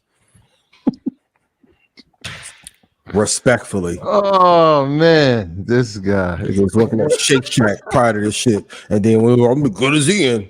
If you that good, why I'm in the bar? Come on, man. Okay, I'm gonna show y'all this time. And if Goldman prediction is correct about the S&P being 3%, I can't wait to get y'all 10% in the market where it's giving you 3. Yes, and chat if I made you money. All you motherfuckers who copycat it. No, it's over with. Finito. So day to day just passed. It's gonna be day to day year round. Can't wait. And if Trump gets in office, I'll say this too. Look how quickly they announced the real fucking economic numbers and how long we've been in recession. It'll be December 9th. They announced that shit. But so get ready. Get ready. But we spoke about this too in terms of military and spending. Lockheed Martin, if you watch that over the past 10 years, look at this chart. If you watch Raytheon, now I know they're involved in a lawsuit. Look at the chart. Boeing, yes, but Lennar, they're companies. Lennar, but the big one got an IPO. And back to Rashad's point, that big yes. Pause. If Trump gets in office, Neuralink and Starlink are going to be 2 of the most important companies that supply the war chain. And then second will be Anduril. Zucker, hey, I love you. Shout out to HQ. But when you stole that fucking Oculus shit from him, you made a mortal enemy. That was the beginning of his villain era that started. Probably the most important, third most important startup in the US. Number 1, that's talk about supply chain. He got the whole supply chain to the Russia-Ukraine war to himself right now. So what do you think is going to happen with the election? I'm ready for this shit to be over. I'm not gonna lie. Election fatigue. It is. Remember last election? Remember last election? You called it to a T. So I gotta. Hey, That's a fact. I saw. That's a fact. What do you think is what you got? No, I think it's going to play out how what I asked Tim about. From just hearing. I'm talking to a lot of different people. I feel like she's going to win a very razor thin. Yeah, it's going to be tight. I think she's going to win in a razor thin manner. Mm-hmm. Trump has already planted seeds of corruption and doubt. Yep. And doubt. He's not going to. He's probably going to say he won. It's not definitely. And it's going to be. It could get ugly. I hope not, but it could get ugly because one thing about Trump's like loyal supporters, it's almost like a cult. They don't care about anything else. So when they're already putting the idea that they're going to steal the election. So when they think that the election is actually stolen, they're going to hit the streets. This is going to be a nationwide thing. They're going to hit the streets. And I think where it's going to get slippery because at some point in time, it's going to come to the courts. It's going to come to the courts. And in the courts, who knows? I mean, they brought it to the courts last time. They lost almost all of their courts. They lost like 30 courts last time. So there's a precedent for this. But when they try to appeal for voter fraud, right? Yeah, but there's a strategy that's being planted here, and it's actually brilliant if you look at it from that standpoint. It's not encouraged, but if you're looking at it from just a pure Game of Thrones thing, strategy. I mean, it's a good strategy, right? Because you're already planting a seed now that this is bogus. So when they win, she's gonna win. He's gonna say it's bogus. It's gonna be back and forth. I don't think we even gonna have a winner until Friday or Thursday, maybe, but probably Friday. Maybe it might even last till Monday, and then they will immediately go to the courts, and that could last potentially weeks. Yeah. I have her winning by thin margin. I think the election will be called by like 4 a.m. On Wednesday? Yeah. Or you think they're going to be able to call a winner on Wednesday? I think unofficially. Unofficially. Yeah. Unofficial. And this is my metric. If Elon gets over 25 tweets in the next 48 hours, it's over with. He's playing the part of too. You see, he's tweeting like, "Oh, can you believe this? Look, they burning ballots." Like, absolutely. Yeah, we talked about the burning in the ballots last week. And the mailboxes are on fire. Yeah, like hypothetically, if I couldn't run for office, and this is my friend, but I can use my money and power to influence an election. Last time he said he didn't know the Cheney-Rumsfeld correlation. The way they puppeteered Bush in 2000, Elon's going to do the same thing with Trump. With tech and hardware that the country actually, that's the crazy part. And the immigrant issue is crazy for them to bring up when the main person that is advocating and turn the poll is an immigrant. He's the immigrant that turned the poll. Great. Y'all built the wall and then let the old boy from South Africa fly in and let it be. Okay. I think history's made tomorrow. I think we get our first female president. I think that happens tomorrow. Yeah. I don't know if we'll know when the polls close. I guess 10 Eastern time. But I think it's interesting. 2020 came down. We were waiting for Philadelphia. We were waiting for Metro Atlanta to report. I think Philadelphia plays a vital role, and I think Detroit and Milwaukee. I think those are the three cities. The three linchpins, right? Yeah, Nevada. We'll see. If she can get Pennsylvania, chances are really high. And there's some talk in North Carolina that they may be able to flip it. So even if you look at the polls, I looked at the Wall Street Journal, New York Times, looked at all the Harris poll. It's within the margin of error in a lot of places. Yeah, I think history's gonna be made tomorrow. But I'll tell you this: if Trump wins, it's. You think Drake was mean mugging DeRozan this weekend? Tupac back. Tupac back. That dude, wow. You're gonna see something like you've never seen before. Historic. It's gonna be a historic. What's the first thing he does? As far as what? Put that hit list together. President? Put that. And he's now going to try to incriminate the people who try to incriminate Trump him. What he's going to do is he's going to pardon all of the January 6th people. What about himself first? He don't even need it. He probably don't even need to pardon himself at that point because the president can't be served jail time. So Does he still have to go to trial though? he's already convicted. I'm saying there's still He more. got sentencing. Sentencing. Right. But that's why it's historical because you can't. We're going to send the president to jail, so that's not going to happen. If he wins, y'all think LaDirk and Bond was a duo and T. Roy. Whoo, boy, y'all. So there's a new hit list. Make sure you're not on it. But that's why Jeff Bezos is playing the sideline. Mm-hmm. They don't want that retribution. Retaliation. They don't want that retribution. Suge Knight. Suge Knight.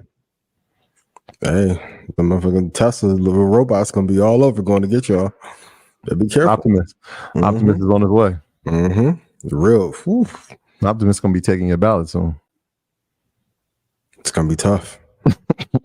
It's gonna be tough. Trading has considerable risk. Investing has considerable risk. What do you think happens if she wins and Elon? Like, how does that affect Elon? You think Elon that be fine. He's still going to have all the satellites and all of the government contracts? I think he'll make a heavier move into India and China as a result, though. Yeah, that's going to be his play. Because he's positioned himself. It's not like he's a supporter of Trump. He's positioned himself as like anti, like, smear campaign, or like he's literally. So that'll be interesting. He has all these government contracts and controls everything. So that's just going to be interesting to see. I mean, you think the rally in the garden, any impact? Yeah, for sure. Latino vote. I mean, what you got? Bad Bunny, you got J-Lo. Nicki Jam and flipped his support because he was a party came out. I mean, just Bad Bunny alone. Jennifer Lopez too. I know, but Bonito boy. No, he Puerto. I mean, you talk about Puerto Ricans. There's a difference between Jennifer Lopez and Bad Bunny right now in 2024. Bad Bunny, yeah. He really like that. He's really like that. Like, so which he was anti-political before this. Like he was playing. He didn't even say nothing. Like that was stupid. That was really. It didn't. But like, I look at life. Did it hurt or did it help? We don't know how much it hurt, but it sure didn't help. It definitely didn't help. And the crazy part, they ran the joke through the campaign first, and they allowed it. As I said, but people saying that they didn't know. You don't get on stage. Like literally, you're gonna meet with the press team. You're gonna meet with the advisors. They're gonna tell you like, hey, you can't say this. Here are the things that we're approving. Then you're gonna see them in person. They're gonna do the same thing again before you ever go up there. But there's a lot of Puerto Ricans that still. They don't care. Yeah, and Rogan even came out and told him don't do that joke there because he's done that joke a few times before. He was like, don't do that joke, and he did it anyway. That was, the Puerto Rican joke. African American, everybody. There was. Yeah, the Puerto Rican one is the one that went viral. Yeah, but it's not gonna help him with the Latino community. We'll see how much it hurts him. Who knows? But it definitely did not help. That was a pivotal moment. So going into this last week, this just happened last week. So you think about, that's why I was interested in that momentum. That hurts, right? Yeah. I didn't even think that was real at first when the implication of oral sex with the microphone. But I'm like, yo, this is what you're doing leading into this. One thing about Trump, I give him credit for a few different things. He's consistent. That's important in life, right? Yeah. He's a very consistent person. He's not one of these people that's like, a lot of these politicians are. That's why people like him, because a lot of these politicians are inconsistent. They want to be your friend in front of you, then behind you, they somebody stab your back. They changing their voice up. He's gonna be the same person in the Bronx and Mississippi, and he don't care who's in front of him. He's gonna be the same person. He's gonna talk the same way. With the cameras on. Yeah, I respect that. But a lot of people who we haven't met him, but a lot of people said that like if y'all really sat and talked to him, you would like him. Yeah, this dude's a solid dude. Yeah, but my thing when Jemele said that black people are not a monolith, but racism is. That can be nice all you want to. Like I've talked to people in this camp, cool, but when that overall agenda of racism comes, that tone, like you notice amongst racism internationally, the talking points are always the same. Doesn't matter if you're Republican or liberal. When it comes to that racism point, lock and step. Yeah, but I think that's a universal. Mm-hmm. That's universal. But so he's consistent and he's entertaining. We can't downplay that part of it. That's a major part of his success also. Say what you want. The guy's entertaining. Yep. And you never know what you're going to get. And he's going to go viral. And he's going to do Joe Rogan and get 50 million views in 3 days. Like, he's an entertaining person. Mistake for her not to go there too. He's an entertaining person. Yeah. And America is built on entertainment. America is built on entertainment. So he's the most entertaining politician that we've ever seen. He's the most unpredictable politician that we've ever seen. Mm-hmm. And he's a great marketer. Yeah. Say what you want. He knows how to market himself. That stimulus check, one of the greatest moves in political history. To write his name on that check, he held the checks up because he wanted to make sure that his name was put on them. Legendary, legendary marketing campaign that he ran with that. Freeing Kodak Black, great move. Like, you know what I mean? Like, he's didn't get one of the Ball brothers out of China. Facts. LaMelo made the call. They about to get 10 years for stealing in China. Made the call. 10 years for stealing Takis is crazy. Mellow, man. LaMelo going at it with Cam. Nah, so don't count Trump out. Will it work? Don't count him out. I'm just saying, all that, will it work? We'll see. 50-50. Tomorrow we get to see. 50-50 chance. Rashad, who you voting for? Got to be messy. You don't have to answer, but I got to ask. Well, you know, for me, like I said, Euro step. Here you go. I think it's important that we maintain journalistic integrity. So I don't want to disclose who I'm voting for, but I mean, I think people kind of know. Well, I think that Donald Trump is dangerous. I think he's a dangerous person. That's just my opinion. And I feel like Kamala is somebody who is much more level-headed, much more rational, much more open to conversation. And I feel more confident with her in office than I do with Donald Trump. I feel like he is, I don't even know if he's mentally stable all the way. He's mentally stable enough to like, he's not crazy, but he's definitely not 100% mentally stable. Like his behavior, very concerning a variety of different times. So if that gives you some insight. Yeah. Crazy, maybe just crazy, maybe not crazy. Who you voted for? No politics or religion. But what I will say though, I'm looking forward to doing an electric slide at the White House. I will say that. Electric slide at the White House. Okay. Yeah. Forget policy. Let's just talk character. I think Jemele made a great point. And that was my mindset the whole time is like the character of the person. Is this somebody that you want to be saying like this is the leader of your country? Is this somebody you feel comfortable, leading the party, making decisions, having access to things at the highest level? And we've seen that before. And I don't know how safe people felt before. And then the other part, and this was my mindset as well, was like, yes, you don't have to agree with everything that a person does. But there are some things that you can't agree with. And there's sometimes you got to vote for the people that you love and the people that you care about and the things that can help and benefit them. Yep. And so obviously having a wife and having a daughter, that goes into account. And so we'll see. Like I said, I think we make history tomorrow. Yeah. It's going to be interesting, to say the least. The country, man, we're in danger for sure. We are in danger for sure. Safety. Safety first. Hey guys, don't worry. It's almost over. Move to Ghana. Yep. Lo siento. Right. Yep. Go to Ghana. Go right to Mexico. Shit. Trump win. I'm going the next day. I know some people, y'all. What's your exit plan? Want to get away? Facts. You deserve to be richbook.com for the next 48 hours presidential bundle. You will, if you buy a book, you will get the option boot camp over 120 minutes, hour and a half almost, of like the basic foundation that you need to know before you start trading options. Yeah. Let me say this, right? Because every time I go somewhere and people ask questions, what are options? I don't even know. I want to know. I was talking to our guy yesterday. He was just like, I just need the foundation. This is the foundation. This is the definitions. This is what an option is. These are what calls and puts are.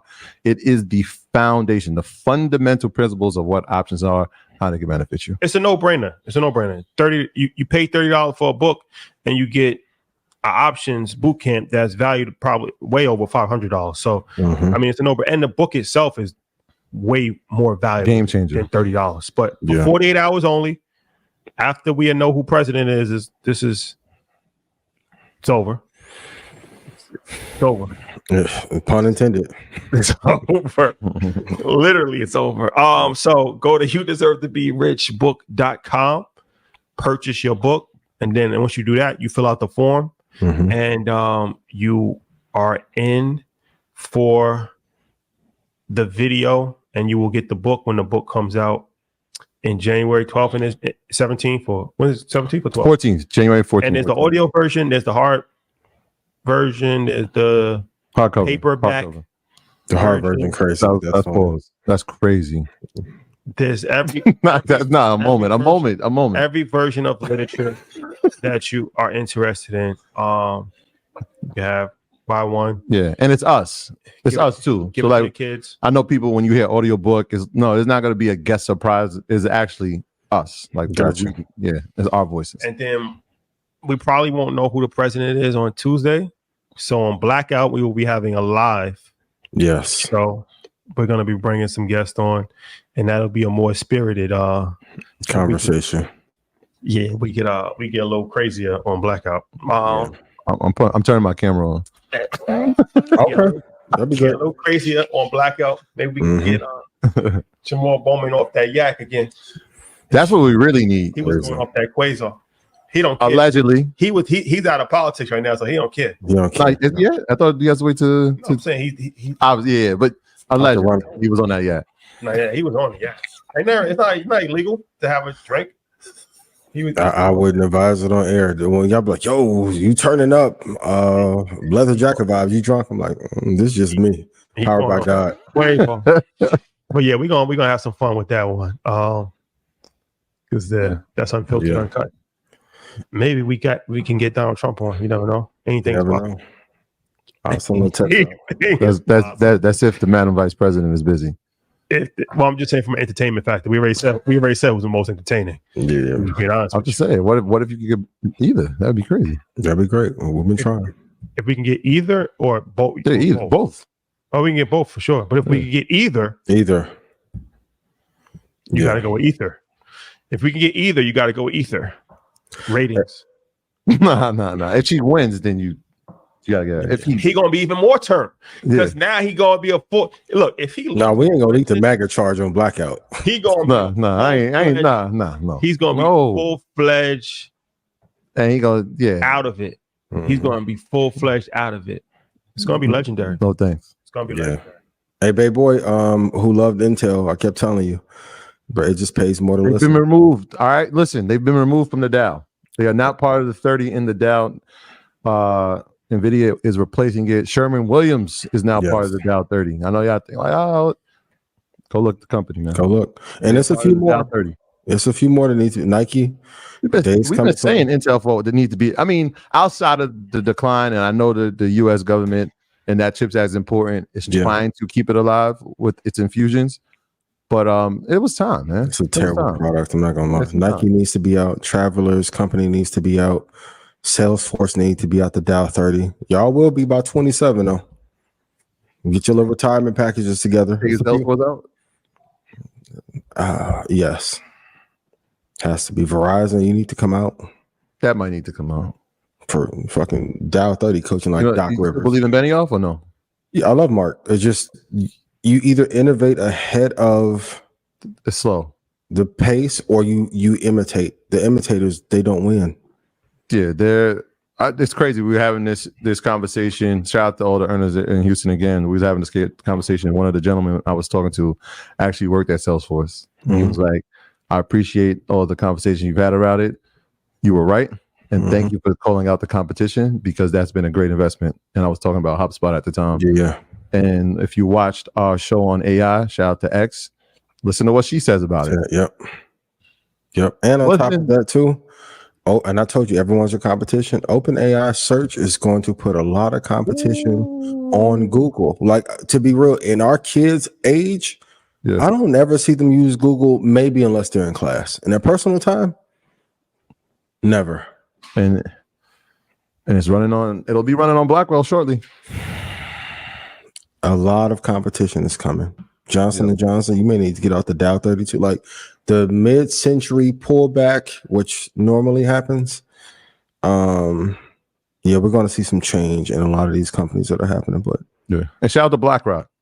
Shout out to BlackRock. They just launched a new ETF, TOPT. So it invests in the top 20 companies by market cap.